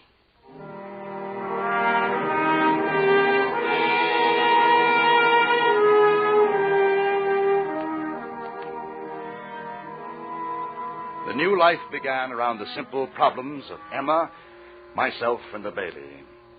The day came when the sun reversed its path. I took my hammer and a chisel. Emma and I found a tall, smooth rock in what had once been a small public park. In the rock, I carved the figure 1. The new beginning, I said to her. The rebirth of man. In the year 2, the rats came. San Francisco was overrun with them. They had broken into most of the grocery stores, torn open the cartons, gorged themselves, and gave birth to more rats. They multiplied by the hundreds and then the thousands. Rats, the carriers of deadly bubonic plague. Come quick, they're getting in. Where? Here. They shoot through the door. Now, get me that kitchen chair. Hurry now, hurry. Here. They're going to the bedroom toward the baby. Now, hold the chair against the opening. I'll nail it later. The baby! The baby! I rushed into the bedroom, taking my hammer with me. There were 2 of them, tremendous rats. I stationed myself at the crib. One came toward me, unafraid, for the fear of man had been bred out of them. And I flung the hammer at him. I missed. The rat leaped up into the crib. I threw a blanket over him and flung him to death on the floor. Then I picked up the hammer and threw it at the other one. Dead. But that was just 2 of them. Outside, I could hear hundreds squealing, their tiny feet scratching at the walls. How long would it be before they destroyed us? Man was gone now. This was the age of the rats.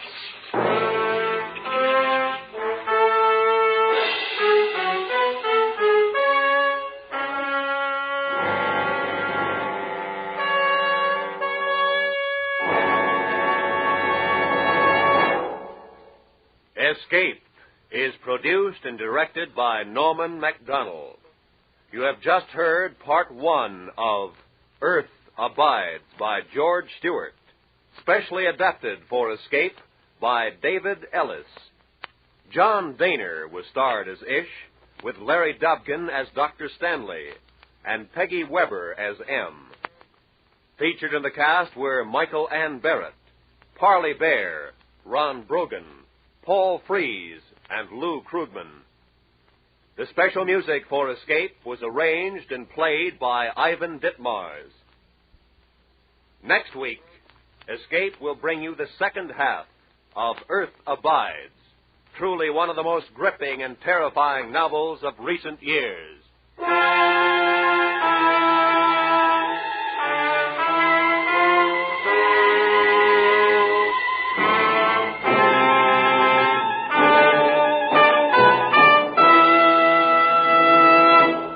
This is CBS, where you spend an hour with Frank Sinatra every Sunday afternoon on the Columbia Broadcasting System.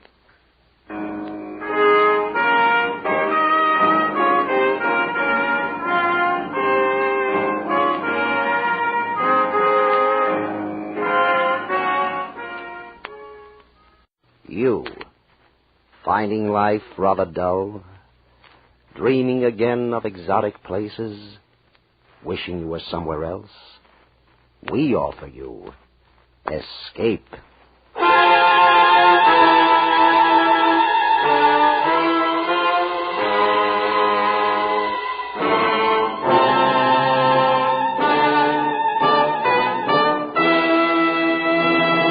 Today, with the performance of John Daner as Isherwood Williams, Escape brings you one of the most unusual and terrifying stories of recent years. George Stewart's powerful novel, Earth Abides.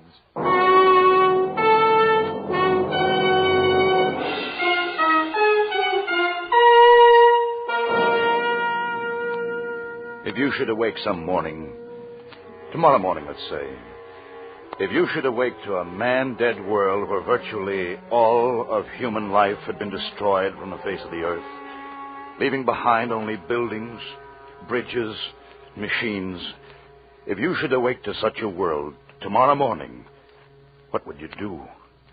Where would you go?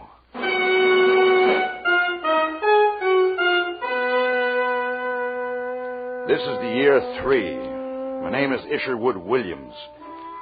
It's 3 years since I returned from the lonely mountain country of Northern California to find that mankind had virtually vanished from the earth. Some unknown virus had scourged him from his high place among animals. His great cities were tombs. His entire civilization was crumbling. I toured the emptiness that had once been called America. From the silent towers of Manhattan to the Golden Gate Bridge, I saw in all 10 human beings still alive.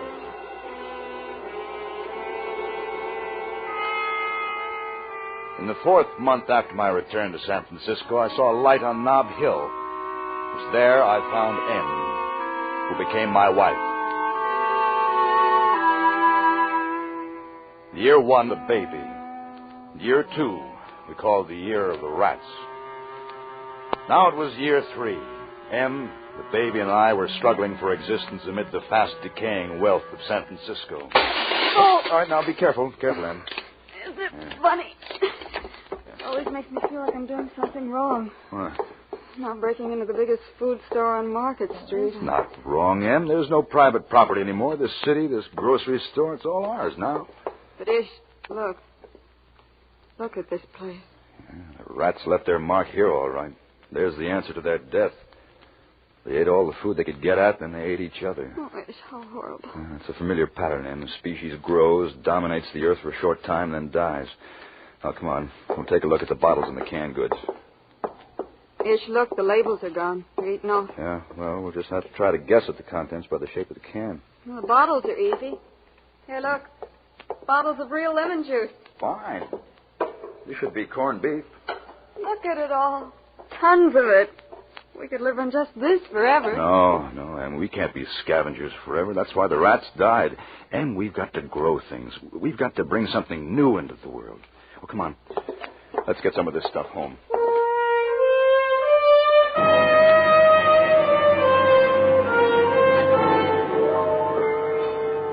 During that year, Em and I found whatever we needed for ourselves and the baby in the empty, silent stores of San Francisco. We lived on the spoiling supplies of 1 million people. One evening, just after dusk, I suddenly noticed a strange, wavering glow in the sky over the downtown area of the city. I called Em to the window. There was a smell of smoke in the air. Fire, Em! Yes. San Francisco's on fire! Yes. Isn't there something we can do? No. If there were, must be 3 square miles of flame. What started it, do you suppose? We'll never know. Oily rags in the basement, some gasoline explosion. Could be any one of 1,000 causes. Will it reach the house? No, I don't think so. Wind's blowing it away from us. It'll burn itself out in a day or 2. We'll come away from the window. Em. Em, do you smell gas? I don't know. It smells like it to me. Open the door to the hall. Yeah. Hey, the hall is filled with it. Hey, we've got to get out of here. Gas line must have burst. One spark in this place will blow up like a bomb. Baby, I'll take the baby. We'll be safe from the fire escape. Hurry, Em. Here, I'll take the baby. Be careful. I'll just hang onto the rail and I'll walk slowly. Now, come on. We started down the fire escape. In the distance, the flames were gutting the heart of the city.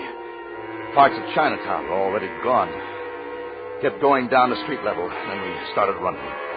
Any second, a spark could blow the building to dust, and we ran, our breath tearing our throats. Back against the wall, Em. The shockwave.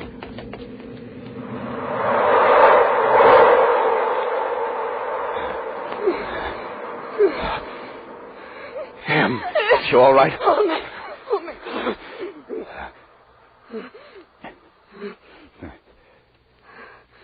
It's all over, Em. We're going to be all right.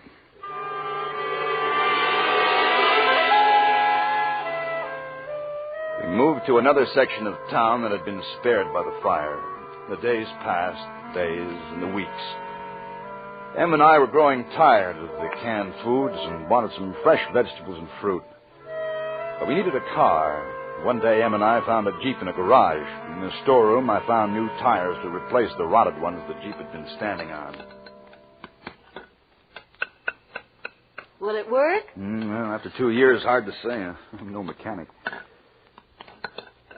All the cars to choose from, and we picked something like this. I always wanted a convertible. Maybe a Cadillac, a Packard. It's more useful and more durable. Besides, it's all we need. All right, Em. Let's try it. Step on the starter. Mm-hmm.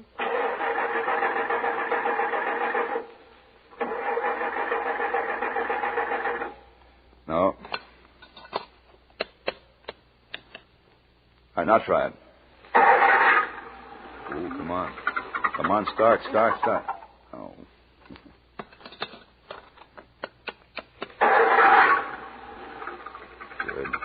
Good, come on. Good. Come on. Yes, you did it.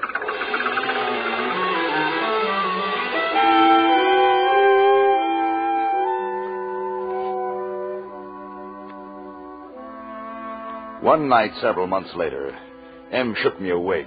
Ish. Huh? Ish, wake up. Hmm? There's something outside moving around. What? Right by the window. Give me the hammer. Be careful, Ish. I'll be all right. I'll come with you. Now, stay here. I'll be right back.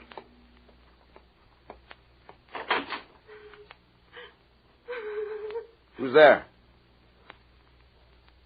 Who's there? Girl. Come here. Oh, I won't hurt you. Come here. What are you doing?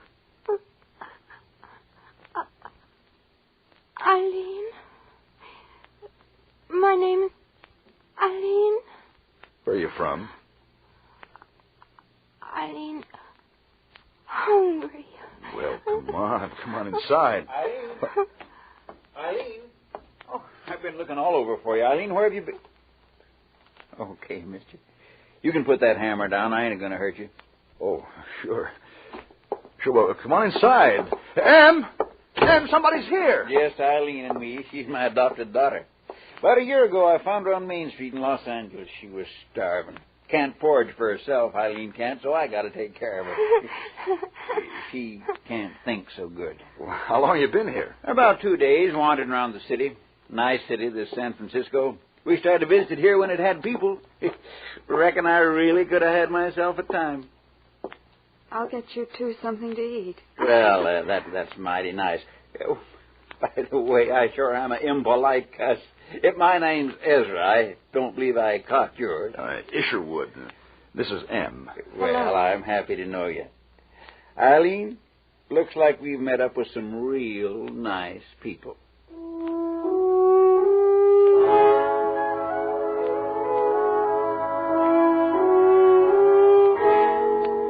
Ezra and his new daughter Eileen stayed with us, made their home in the house next door. Now the year 3 has passed. We called it the Year of Ezra.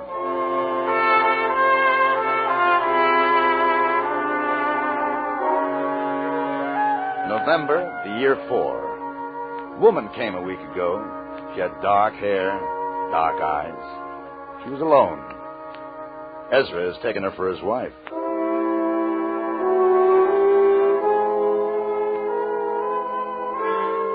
June 9th, the year 5, our second son was born this day. We named him Joey. April, the year 6, 2 men and a woman have come. George says he's a carpenter. Harry worked in a bank. Well, he'll have to learn a trade. The woman is called Mabel.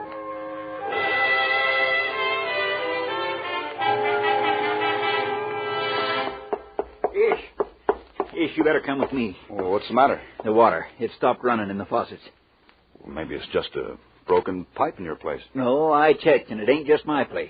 I've checked all the houses around, and there ain't any water running in any of them. Maybe it's a water main under the street. I don't think so. You know what I think? What? I think the water stopped way up in the mountains someplace. Ish, San Francisco's going dry.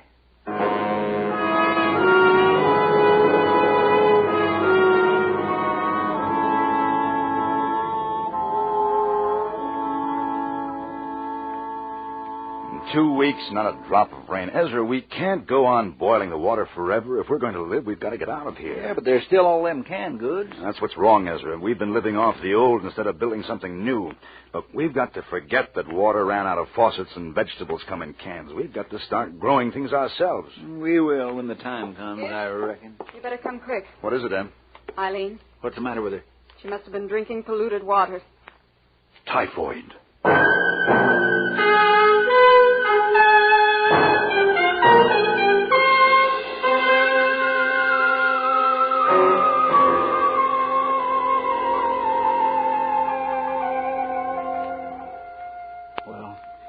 What does the book say, Ish? What are we going to do? Isolate the others. Mabel can nurse Eileen. What do we do for her? What's the treatment? You can't shorten the disease, it says. All you can do is help make it less severe. Now, don't worry, Ezra. We'll do our best.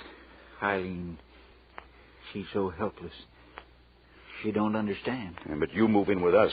If this thing spreads, it can wipe out all of us.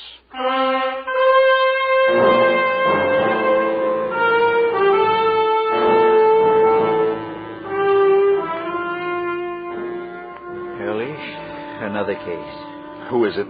George. Move him in with Eileen. Get another bed in there. You won't have to. What do you mean? Eileen's dead.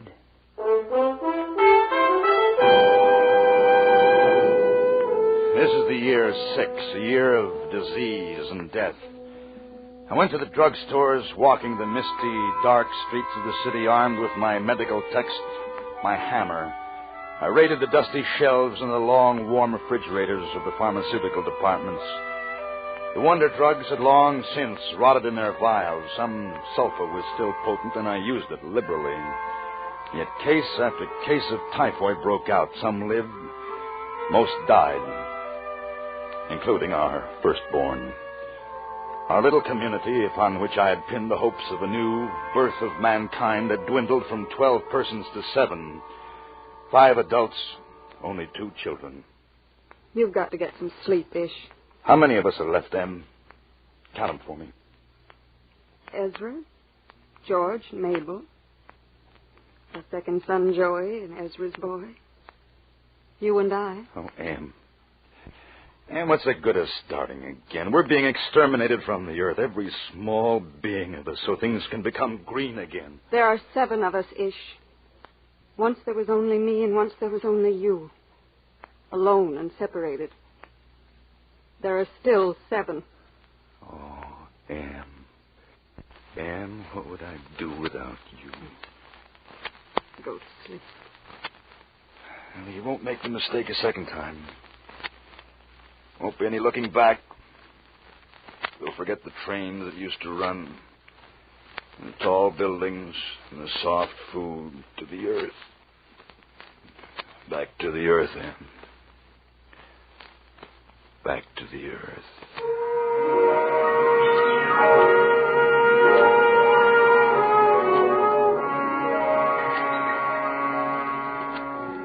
We left San Francisco, we few survivors. We packed only the essentials, the machines, the conveniences.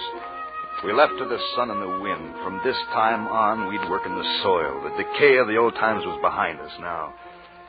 We went south and east until we came to a watered land, green with growing things. This would be our Eden. Here, without the memories of a dead people about us, we would begin mankind again.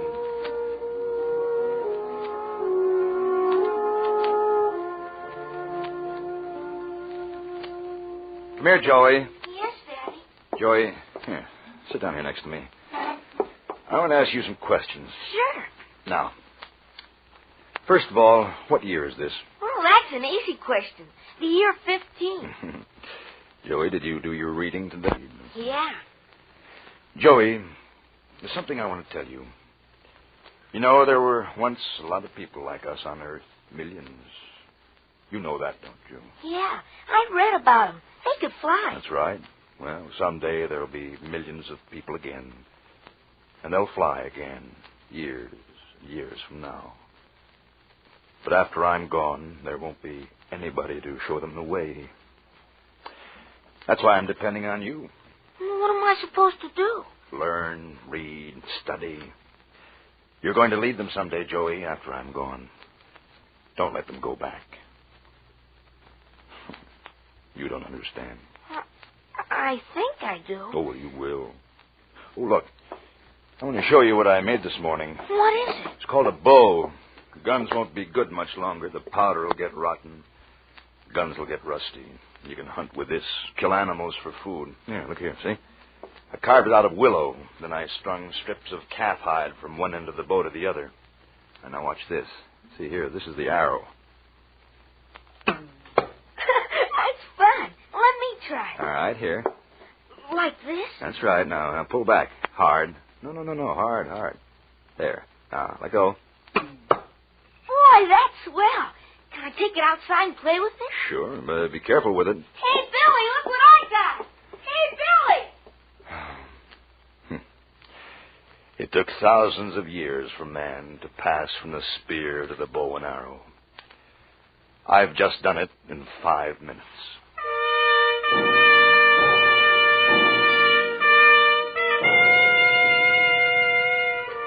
This is the year 19. I have gray hair. It's odd to think of myself as an old man. Well, I'm not really 51. There are 19 numbers in a smooth piece of rock in the meadow that I chipped in with my hammer and chisel. My hammer. What would I do without my hammer? Everything is going along well. Quite a farmer now. Community is growing. There are 45 of us. Strangers that drifted in. Babies born. Maybe man is something you can't quite kill off. The stranger named Charlie came in today. I don't like him. He's gruff and hard. And his eyes... I don't like his eyes. Sure, 3 men at a time. Gee, Charlie, how'd you do it? With my bare hands. Came at me all at once. I grabbed 2 of them and banged their heads together. They cracked like coconuts. Then the other one I knocked down and stepped on his face. Wasn't much left of him after I got through. Gee. It's time for bed, Joey. Oh, can't he tell one more, Dad? Maybe some other night. Okay. Good night, Dad. Good night, Charlie. Good night, Joey. Will you come tomorrow night? Maybe. Great kid you got there. What did you do in the old times, Charlie? Oh, a lot of things. For a while I was a stickman in Las Vegas. Used to be a fighter, too. A lot of things. You name it. You intend to stay? Sure I intend to stay. Why not? No other place to go. This is the only good-sized group of human beings I've seen. And believe me, I've been around. Sure, I'll stay. Everybody works. It's the only way we can live. Listen, you. If I want to stay, I'll stay, and I'll stay on my own terms. I don't ask anything from anybody. I live my own way. You better understand that right now. And you better understand something before we go any further, Charlie. I've been elected to leadership in this town, and we aren't a bunch of independent individuals doing what we please. We're a community, working together.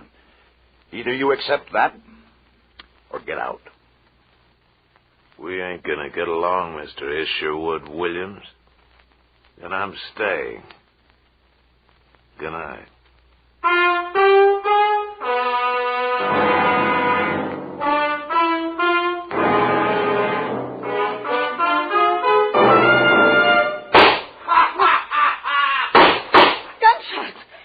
What is it? I don't know. Don't go out there, Ish. Ish, he's roaring drunk. Where is he? Right outside. Yeah.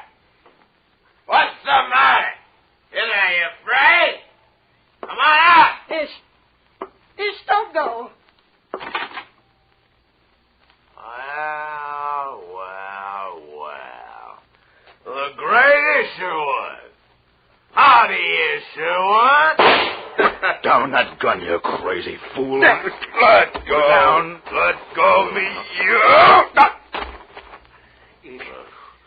Ish, are you all right? Never mind me. Get that gun away from him. Get George. Yeah. Where's George? Bring George. Let's see George take this gun away from me. Hey, George, come on and try to take this thing away from me. Hey, what's going on here? Charlie, give me that gun. Nobody's taking my gun away. It's mine. Charlie. What's mine is mine. Stay away. Give me that gun. Stay away, George. Stay away.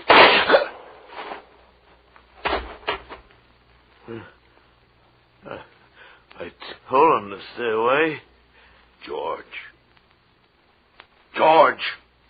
He's dead. All right, you. You've done enough damage with that thing. Hand it over.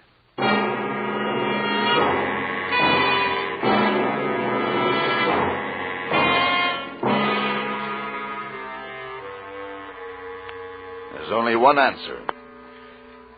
Death. Death. You mean kill him? Murder him? No, it's not murder, Em. You, Mabel, Ezra, and I, we're the government now. We've been elected. Council of 4. There isn't any government but us. It's not a matter of punishment. It's protecting the community from a menace, and that's what Charlie is. But he was drunk. All the more reason he might do it again. Afraid so, Em. We can't take the chance. We're like a jury. Let's vote. We've got all the facts. The vote's been called. Any questions?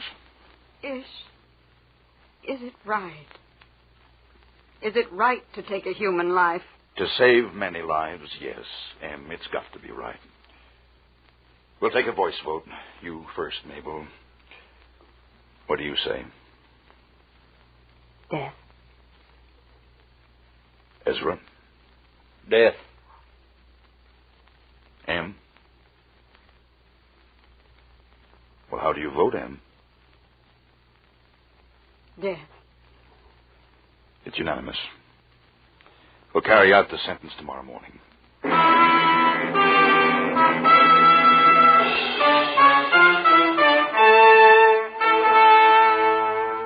Council of Four had made its decision. This was not killing in passion or rage or hatred.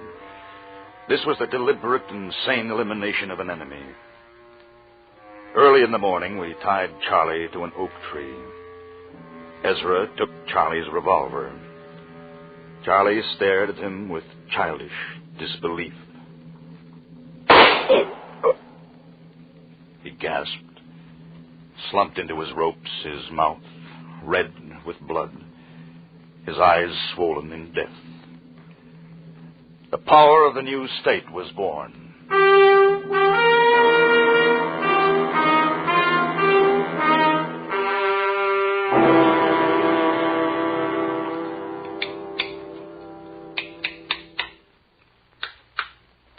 Grandfather? Is it the new year now? Yes, Carl. New Year. Here, carry my hammer for me. No. It won't hurt you. My hammer. Here. No, I don't want it. Why not? It's magic. Magic? My hammer? Aunt Phyllis says your hammer's magic. She says you're magic. Carl, it's just a plain, ordinary hammer. No, Carl, don't be afraid. No, it's magic. You're magic. Dad. Hello, Joey. Carl, go and play. Sure, Dad. Goodbye, Grandfather. Joey, what's the matter with them? They say I'm magic. My hammer is magic. You're a legend, Dad. You're the only one left out of them all. Ezra, George, Mabel, Mother M, all gone now. Only you. The hammer's a symbol of leadership. Yes, that's the way things happen. You're the only one that's lived through from the old times.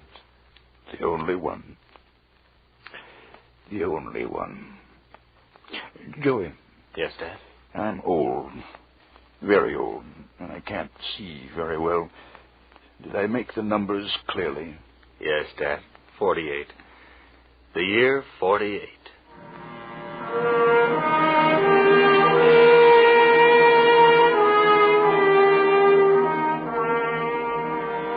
It's all begun again. Life. Generations and generations. Oh, Em, if you could have lived to see your faith come true. And once there were only the two of us, alone and separated. I want to see the old once more before I die. Just once more. The bridge. The Golden Gate Bridge. We're here, Dad. How does it look, Joey? Tell me. How does the Golden Gate Bridge look? It's old and rusty, but it's wonderful. It's beautiful. Is there a car? Small car on the bridge? Yes, Dad, it's still there. Can you still see buildings across the water? Only a few, Dad. It's mostly overgrown. But the hills behind the city are beautiful today. Good. Joey, here. Here's the hammer. Yes, Dad. You're the new leader now. The hammer has always been the symbol. Pass it on to the best of them. And, Joey, don't let them make a god of you. Let knowledge be the watchword. Oh, you understand, Joey? I understand, Dad. Know the earth, Joey. Know the earth.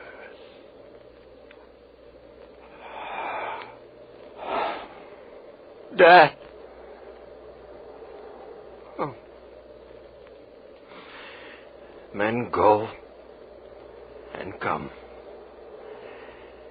But the earth abides.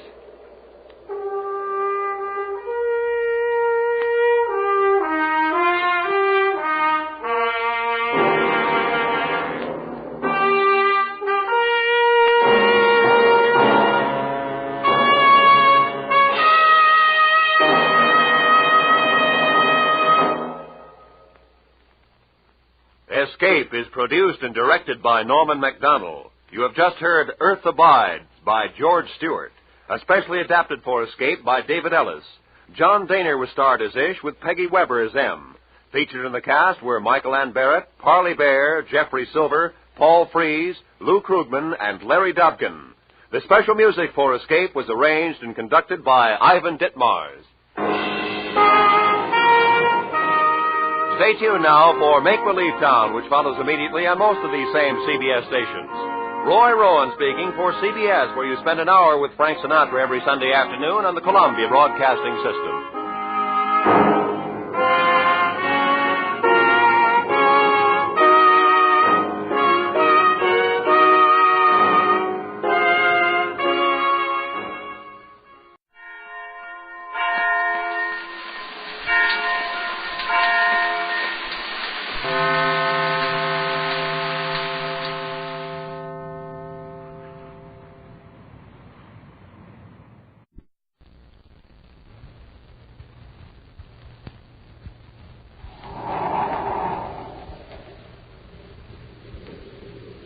Wheat Chex, Rice Chex, and Good Hot Roastin' present Space Patrol! High adventure in the wild, vast reaches of space. Missions of daring in the name of interplanetary justice. Travel into the future with Buzz Corey, Commander-in-Chief of the Space Patrol! In today's transcribed adventure, Buzz and Happy are in a surface car driving through the Venus Mountains toward the Space Patrol testing grounds. As Happy carefully guides the car over the dangerous road, they're unaware that a container of sleeping gas hidden in the car is expelling a dangerous vapor. Wow, I've seen these cliffs from the air, but I never realized how high they really are. Mm-hmm. From this road, it's a 1,000-foot drop to the bottom of the gorge. I wonder why I'm so drowsy. I'm a little drowsy, too. Oh. Hey, Commander, there's a patch of fog or something ahead of it. It's a turn of the fog. Happy, look out, we're heading for the edge. Huh? Hey, we're going over the cliff. We'll return in just a moment with today's Space Patrol adventure, the Immortal Brain.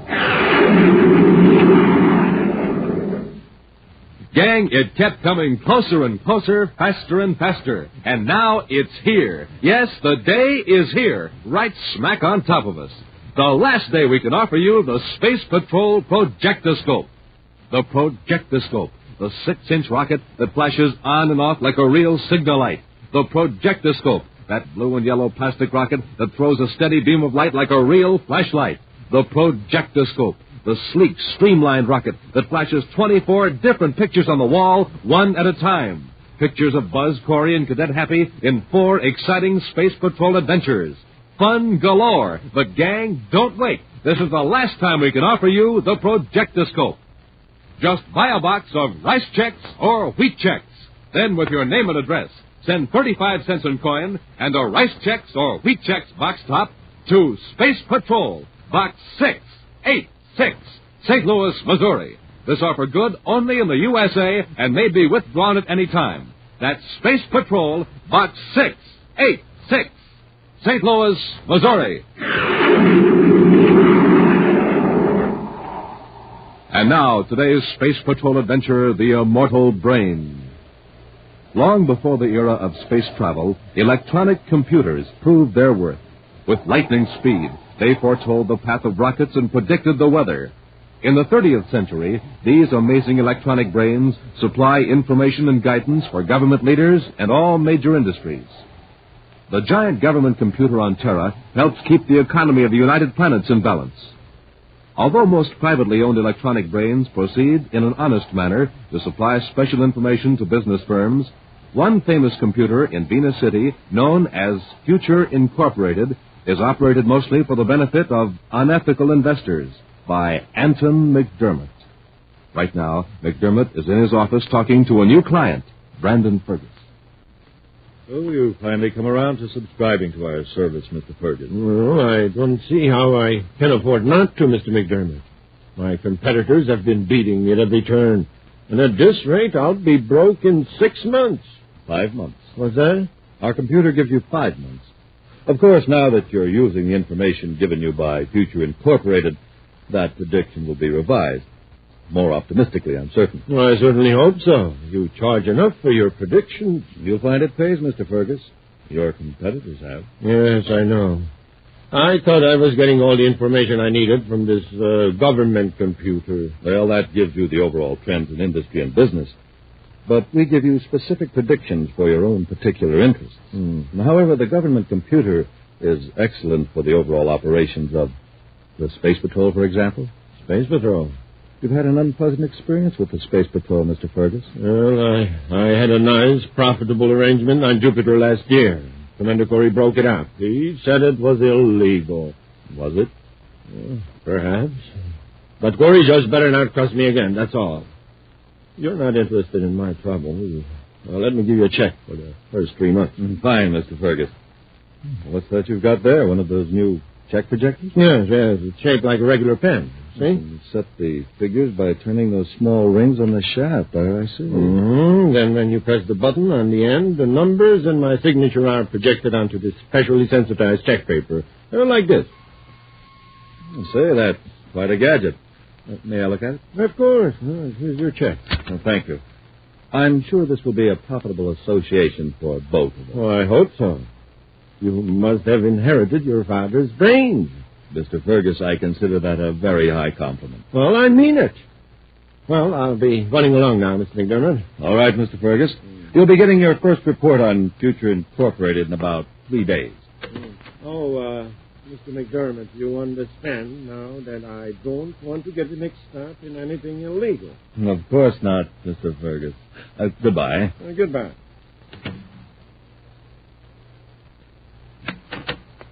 Mr. McDermott, are you free now? Oh, yes, Gilson. Fergus just left, and he signed up. Good. I was amused at something he said. He told me I must have inherited my father's brain. If he only knew how close he came to the literal truth. You mean your father's brainograph records? Yes, all his ideas on economics, all his vast knowledge scanned by brainograph and recorded on tape. No wonder we've got the best computer service in the solar system. Our computer can draw upon my father's memories and intelligence, just as though he were alive. Now, that's what I wanted to talk to you about, Mr. McDermott. Something's gone wrong. What do you mean? You know that problem you asked me to feed into the computer regarding the probable government plans for a new city on Saturn? Yes, I've already bought most of the land in that area. Well, what's the trouble? I fed in some new data from the government, and our computer keeps teletyping nonsense. The same meaningless phrase over and over. What is it? Well, here's the tape from the computer, sir. Cancel GOC. Cancel government operations computer? Machine sort of hesitates and makes a few false starts. Then out come these letters every time. It doesn't make sense. Why would the computer tell us to cancel out a whole source of information? Its main source, the government operations computer. Wait. The machine only has a vocabulary that we've built into it. Maybe it's trying to tell us something it hasn't words for and is using the nearest substitute. Answer. Cancel might mean more than just eliminate data. It might mean destroy. Literally destroy. Oh, but that's fantastic. Yes, of course. That's it. The machine is trying to tell us that the government computer is recommending a change of plans about the location of the new city on Saturn. But that would ruin us. Of course. Our computer's answer is to destroy the government computer. Well, that's out of the question, of course. What's this thing on the desk? Oh, that's Fergus's gadget, a check projector. He must have left it. Gilson, you've got to go to Terra and destroy that computer. Immediately. But, Mr. McDermott... There's no other way out. And I know how it can be done.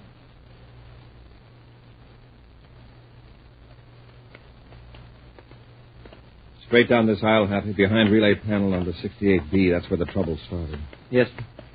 Gee, this computer's a complicated thing. It'll take weeks to repair the damage, even if we put every available technician on the job. Here. See that small black metal case? This one? What does it do? It's not a part of the computer, Happy. It was put here deep inside the control unit wiring to sabotage the computer. That little box blew out this whole big machine? Yes. Well, who would want to do a thing like that? What would they gain? It's hard to see how anyone could profit from it. This is the work of an extremely irrational and vicious mind. Oh, you mean somebody really blew his rocket? Mm-hmm. And paralyzed the largest, most important electronic brain in the solar system. Not only paralyzed it, but burned out memory banks, relays, and indicating instruments. Somebody must have a grudge against everybody. He succeeded in slowing down a lot of important projects. The economy of the whole United Planets will be thrown out of balance. You've got to find another computer. There's only one big enough to handle the job. Which one is that, sir? Future Incorporated in Venus City. It's not time to investigate the company, but they have an amazing record for correct predictions. It's run by Anton McDermott. McDermott? That name sounds familiar. Anton is the son of the late Samuel McDermott, the famous economist and historian. Oh, were you a friend of his? Yes. Never knew his son, Anton, very well, but Samuel McDermott and I were working on an idea together. What was the idea, sir? Well, you know it's possible to make a brainograph recording of a person's thoughts and memories. Yes, sir. I persuaded Mr. McDermott that he should leave such a record behind. It would be much quicker than writing books. In the case of a genius like McDermott, it would preserve thousands of ideas that would otherwise be lost. Mm-hmm. Our plan was to devise some way to transfer these ideas and facts to the memory bank of a computer. In that way, we could benefit from a brilliant man's thinking ability, even after he passed away. At least we thought we could preserve part of it. Gee. McDermott told me he'd found a solution, but I was called away on a mission about then. When I returned, it was too late. Hadn't he written it down? No. At least no mention of it was ever discovered in his papers after his death. His son, Anton, turned all of his father's notes over to the government. It's sure too bad he couldn't have lived a little while longer. Eventually, someone will solve the problem. But right now, we've got one of our own. We'll blast off for Venus City and see if young McDermott will let the government use it. Commander, anything I can do for a friend of my father will be a pleasure. I appreciate that, Mr. McDermott. But you're doing a public service, not just a personal favor for me. Do you have any idea what motive was behind this sabotage of the government? Not the slightest. We haven't any clue as to who wrecked the terror machine, except that he obviously knows quite a bit about computers. I certainly hope you catch the vandal, Commander. We will. McDermott, you'll receive some tape-recorded data for your computer's memory banks in a few hours. Then you can go to work on our Saturn problem. Excellent. Will you be going back to Terra right away? First, I've got to visit the Space Patrol testing grounds outside Venus City. Cadet Happy and I will drive over in the morning. I don't envy you the trip. I understand it's a nerve-wracking ride over that winding mountain road. Yeah, it would be easier to take an atmosphere ship, but as long as we have to be here on Venus another day, I thought I'd go the slow way and enjoy the scenery. Well, then I'll see you again before you blast off for Terra. Yes. Thanks a lot, Mr. McDermott. Don't mention it.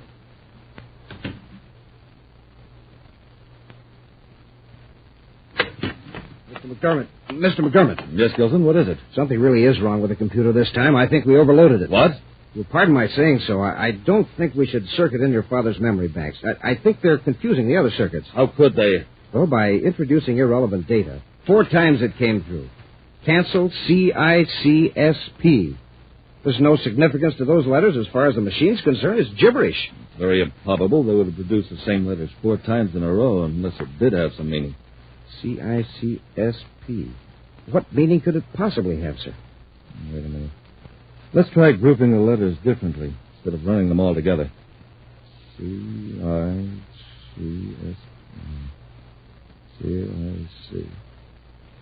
SP. Space Patrol, perhaps. Oh, but what about the other letters? CIC. CIC. Commander-in-Chief. Cancel Commander-in-Chief Space Patrol. Remember, cancel is also the computer's word for destroy. It means we're to destroy Commander Corey. It's uncanny. How does the machine know Corey? It doesn't. It deals with relationships of ideas. And remember, my father knew Corey. The idea of Corey is in my father's memory bank. But they were friends. Why would your father want Corey destroyed? Gilson, think a minute. That computer doesn't want anything. It's solving a problem. The problem's a cold, logical, mathematical problem. My father wouldn't have hesitated to wipe out Corey's chessmen in a friendly game of chess. Now the problem is how to preserve Future Incorporated. The answer is destroy Corey. Right. But, Mr. McDermott, we can't get rid of Corey. Yes, we can. Tomorrow morning, Corey and that cadet are going to drive a surface car over the mountains to the Space Patrol testing grounds. Won't be hard to find out what car they're taking. We can conceal a cylinder of sleeping gas under the seat. Sleep gas? Yes. Imagine what will happen on that mountain road if they get drowsy at the wheel.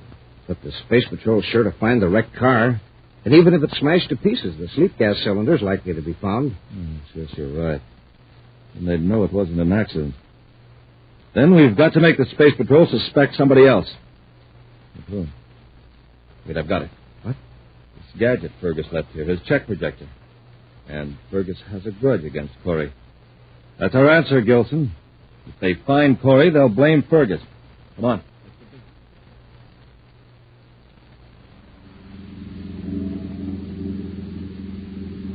Gee, Commander, this is sure terrific scenery. I didn't realize these mountains near Venus City were so big. Well, we've always flown over them before. It takes a view from a surface car to make you really appreciate them. Well, the engineers who built this road sure did a great job. Yeah, they certainly did. Wow. And that would be some drop, especially along here. Mm-hmm. Over 1,000 feet. Oh, excuse me, sir. That sleep I had last night, I wonder why I'm so drowsy. You want to stop and let me drive a while, huh? Oh, no, sir. It's only a few more miles to testing grounds. Are you make it all right? Well, I'm a little drowsy myself. Commander, there's a patch of fog on the highway up at the next turn there. Huh? I don't see. Yes, I do. It's even foggy inside the car. Happy, look out. We're heading for the edge. Huh? We're going over the cliff. We'll return to Space Patrol in just a moment. Say, gang, talk about a putt-putt. Just listen to this jet cycle.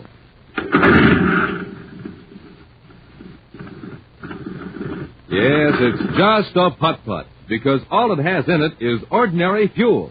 But pour in some super fuel, and you get a super start, like this.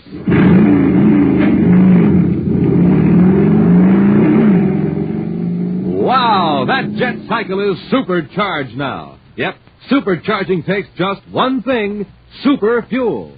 Now, to really get going, you have to get supercharged, too. And, gang, here's Buzz Corey's way of doing it. He eats the super cereals, Rice Chex and Wheat Chex. Good? Why, man, they're so good, you grab the biggest bowl you can find, you shake in Chex, pour on milk, sprinkle on sugar, and that's it. You've got a bowl of the swellest tasting cereal in the universe. So try Rice Chex or Wheat Chex today. And remember, inside of every package, there's a mysterious magic space picture. The super cereals that help to supercharge you, Rice Chex, Wheat Chex. And now, back to today's Space Patrol adventure, the Immortal Brain. Anson McDermott has secretly perfected a means of using the brainograph tape recordings of his late father's vast knowledge in his electronic calculating machine. When the machine revealed Commander Corey was an obstacle to the success of McDermott's dishonest schemes, the inventor determined to destroy the commander and throw suspicion on one of McDermott's own clients, Brandon Fergus. Knowing Buzz and Happy were to travel from Venus City to the Space Patrol testing grounds in a surface car, McDermott concealed a sleeping gas cylinder in the car, together with a check projector belonging to Fergus. Now, on a dangerous curve in the Venus Mountains, Happy has browsed at the wheel and is heading for a 1,000-foot drop into the gorge below. You can't stop, sir. We're going over. Let go of the wheel, Hap. I'll take it. We didn't go over. The rear wheel's caught on the boulder, hanging right over the edge. How are we going to get out of the car? Climb into the back and out the rear doors. All right, sir. Wow, look down there. Had a close call, all right. Move carefully now. I don't know how long this car's going to hold. Okay, sir. Hey. What's the matter? Look what's in the back part of the car. A cylinder. Sleeping gas. What? Here it is, sir. Must have been hidden back there and got bounced out when we hit the boulder. It's got a time release on it. That's why we were getting drowsy. I shut off the valve. And what's this? What? On the floor back here, sir. It looks like a pin of some kind. No, it's a tiny atomo light. Let's see. Oh, it's a check projector. Who does it belong to? It's something the Venus City Space Patrol lab can tell us when they take it apart. Then we'll know who put the sleep gas cylinder back here. Our trip to testing grounds is off, Happy. We're going back to Venus City. I'll space it phone for a car.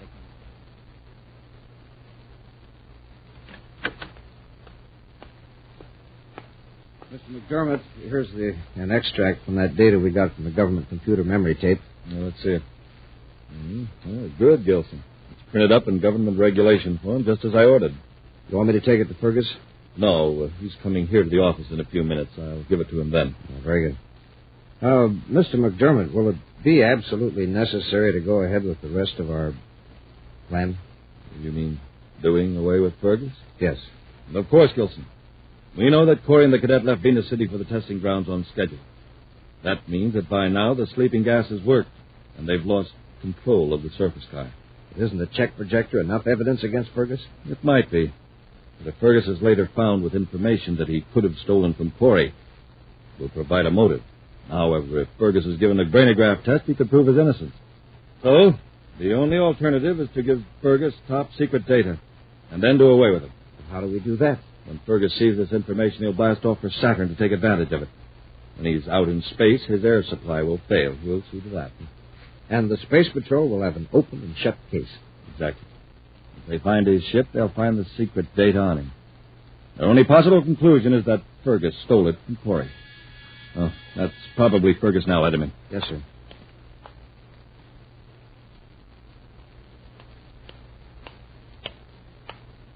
The Venus lab came up with something very interesting, Happy. On the check projector? Yes, they cut it apart and projected the signature cell under ultraviolet light. Whose is it? Belongs to Brandon Fergus. Brandon Fergus? Yes, I had some trouble with him several months ago on Jupiter.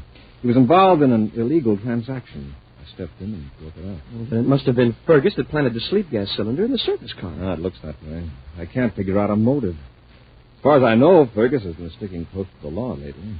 Either he holds a grudge a long time, or he's planning something new and wanted me out of the way. Well, he sure came close to succeeding. We'll make sure he doesn't come any closer. I've assigned some men to trace Fergus. When they locate him, they'll let me know. Then you and I will find out. Are you sure about this, Gilson? Positive. Commander Corey was seen coming out of the Venus City Space Patrol headquarters. Could we have missed? We did take the surface car that you put the sleeping gas cylinder in. Yes, but the car didn't go over the cliff. It was brought back to Venus City. Damaged, but not badly smashed up. This puts us in a spot. Well, we've got to get rid of Fergus before Corey questions him. Well, what about Corey? I'll have to get rid of him later. The important thing now is to get rid of Fergus. Let's get to his spaceship.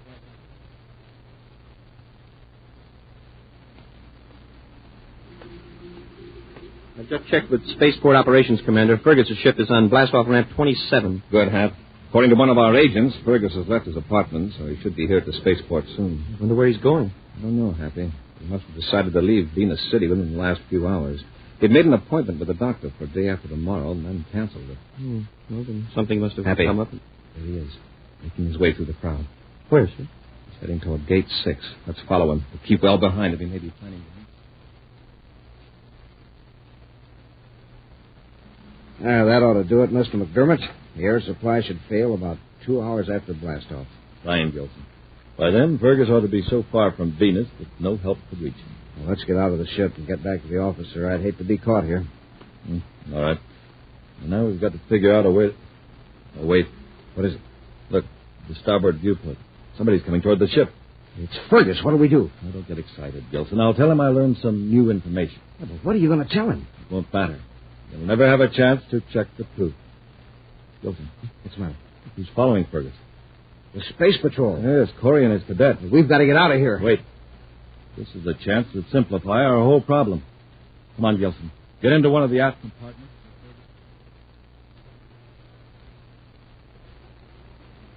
He's going up a ladder into the ship, sir. Hadn't we better hurry? All right, Ham. But he can't blast off until he checks with Venus Space Patrol. It doesn't look as though we were going to meet anybody here. No. Evidently, Fergus has been working alone. All right, Hap, up the ladder into the ship. Yes, sir. Just a minute, Fergus. Don't close that hatch. What's that? We're coming in. We want to talk to you. Why, Commander Corey, I haven't seen you for almost a year. Yes, but I've got something here that belongs to you. Oh, it's my check projector. I thought you might explain how it happened to be in a surface car. I was driving to the testing grounds outside of Venus City. Surface car? Why, really, Commander, I don't know what you're talking about. I lost a check gadget recently, but I haven't the slightest idea how it got into your surface car. Then I'll have to ask you to come along with me for a brainograph test. Now, see here, Commander, I've important business to attend to. Search him, Happy. Yes, sir. But this is outrageous. I assure you I've done nothing against the law since our last dispute. And you have no right to hold me here. He doesn't have any weapons, sir. Just this identification folder and some documents. I'll take them, Happy. Thanks. Now, see here, Commander. I resent this. And believe Hold me... it, Fergus. How did you get this? What? This is government information, top secret. And it's an official document form. So you were going to Saturn, were you? Where did you get this information? I can explain, Commander. Get your hands up to that. You too, Commander. McDermott. I warn all of you. Any movement, I'll use this ray gun on you. Gilson, watch him closely, especially Corey. Yes, Mr. McDermott. I don't get this, McDermott. What's the idea? I'll tell you, Commander. This greedy fool Fergus had nothing to do with the attempt on your life in the Venus Mountains. I planned it. You did. Why? Because my electronic computer informed me that you were the most dangerous obstacle to my success. You can't be serious. Furthermore, it informed me that the government computer on Terra should be put out of commission. Then you sabotaged the Terra calculator. That's right. My calculator also determined that if you remained alive, the Space Patrol would probably discover that I destroyed the Terra machine. So you put the sleeping gas in my surface car. Yes, but that plan failed. So I'll have to be sure that this time I succeed. I'm going to do away with Fergus, and also you and your cadet right here in Fergus's spaceship. McDermott, I can't understand this. Your father and I were friends. He was a great man, a brilliant man. The kindest man I've ever met. That's rich, Corey. Do you realize that it was my father's decision that you should be eliminated? That's impossible. Do you remember those brainograph tapes? The idea you and he were working on to transfer those tapes to the memory banks of calculating machines? Yes, but he passed away before we... Not quite, Corey. He told me the process.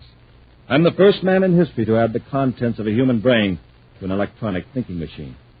And it's ironic, isn't it, that my father, your friend, should decide that you should be destroyed. That's very interesting, McDermott. But tell me, did you transfer all of your father's brainograph tapes to your electronic calculator? Of course not, just the important parts.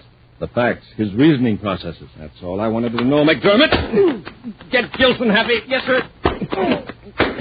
Give me that gun, Gilson. Good work, Captain. Keep him covered. Yes, sir. All right, McDermott, on your feet. Let's take him to headquarters, Happy. Yes, sir. McDermott, when you put your father's electronic calculator together, you forgot one thing. What was that? Your father's brain wasn't merely a collection of facts. That's all you preserved. You threw away the important qualities. Sympathy, kindness, and the love for humanity. I don't know what you're talking about. Of course you do. McDermott, you can build a substitute for the human brain, but you'll never build a substitute for the human heart. In just a moment, an action preview of next week's exciting Space Patrol adventure. Come in. You wanted to see me, Commander? Oh, yes. Come in, Captain Tuco. Captain, you understand, don't you, that today is the last time we can offer the gang on Earth a Space Patrol projectoscope? Yes, sir, I do. And be sure to mention that when you talk to them on the radio today. I don't want anybody to get left without one. Now, look at this projectoscope I have here. You ever see a better model of my rocket? Never, sir. Take a look at how easy it flashes signals. Perfect. Look at the steady beam of light it throws. A real flashlight in the shape of a rocket. And, of course, it's also a film projector. It flashes pictures on the wall. Pictures of Hap and me and 4 of our greatest Space Patrol adventures. Say, what's that, Commander? Oh, my radio beam relayer is on. The boys and girls have been listening to us all the time. Hi, gang. Glad you're listening in because now you already know that I want you to send in right away for a projectoscope. Remember, this is the last time we can make this offer. That's right, gang. To get a projectoscope, do this. Buy a box of rice checks or wheat checks. Then, with your name and address, send 35 cents in coin and a rice checks or wheat checks box top to Space Patrol, Box 686, St. Louis, Missouri. Don't forget your 35 cents. That's Space Patrol, Box 686, St. Louis, Missouri. And now, a preview of next week's exciting Space Patrol adventure. Buzz and Happy are in the basement of a museum near some prehistoric fossil pits on the Martian desert, searching for valuable gems. These gems look real to me, Commander. They are, Happy. I think we've found the man who smuggled them in. Hey, Commander, what's that? Stay where you are, both of you. Now, Commander, you may have found me, but this machine will keep you from capturing me. Well, what kind of a machine is it, Commander? It's a disintegrator for removing rock from fossils. That's right, and it will destroy anything, Cadet. Do you understand anything? That means no one will ever find a trace of either of you. Join us again next week for the mystery of the Martian fossils, when wheat checks, rice checks, and good hot Ralston again present another exciting adventure on Space Patrol!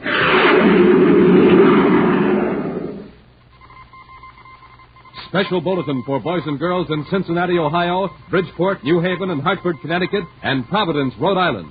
Buzz Corey's own space battle cruiser, the Ralston Rocket, will be in your area next week. Don't miss it. The Ralston Rocket. Space Patrol, created by Mike Moser, starring Ed Kemmer as Commander Corey and Lynn Osborne as Cadet Happy, was written by Lou Houston. Produced and directed by Larry Robertson. Executive producer Mike Devery. Other players were Bela Kovach, Ken Mayer, and Norman Jolly. Dick Tufeld speaking. Now, don't forget to tune in next Saturday and every Saturday when Wheat Chex, Rice Chex, and Good Hot Ralston again present the new, exciting Space Patrol. And be sure to see another exciting Space Patrol program on your local ABC television station. Consult your local paper for time and channel. This program is broadcast to our armed forces overseas through the worldwide facilities of the Armed Forces Radio Service. Space Patrol has come to you transcribed from Hollywood. This is ABC Radio Network.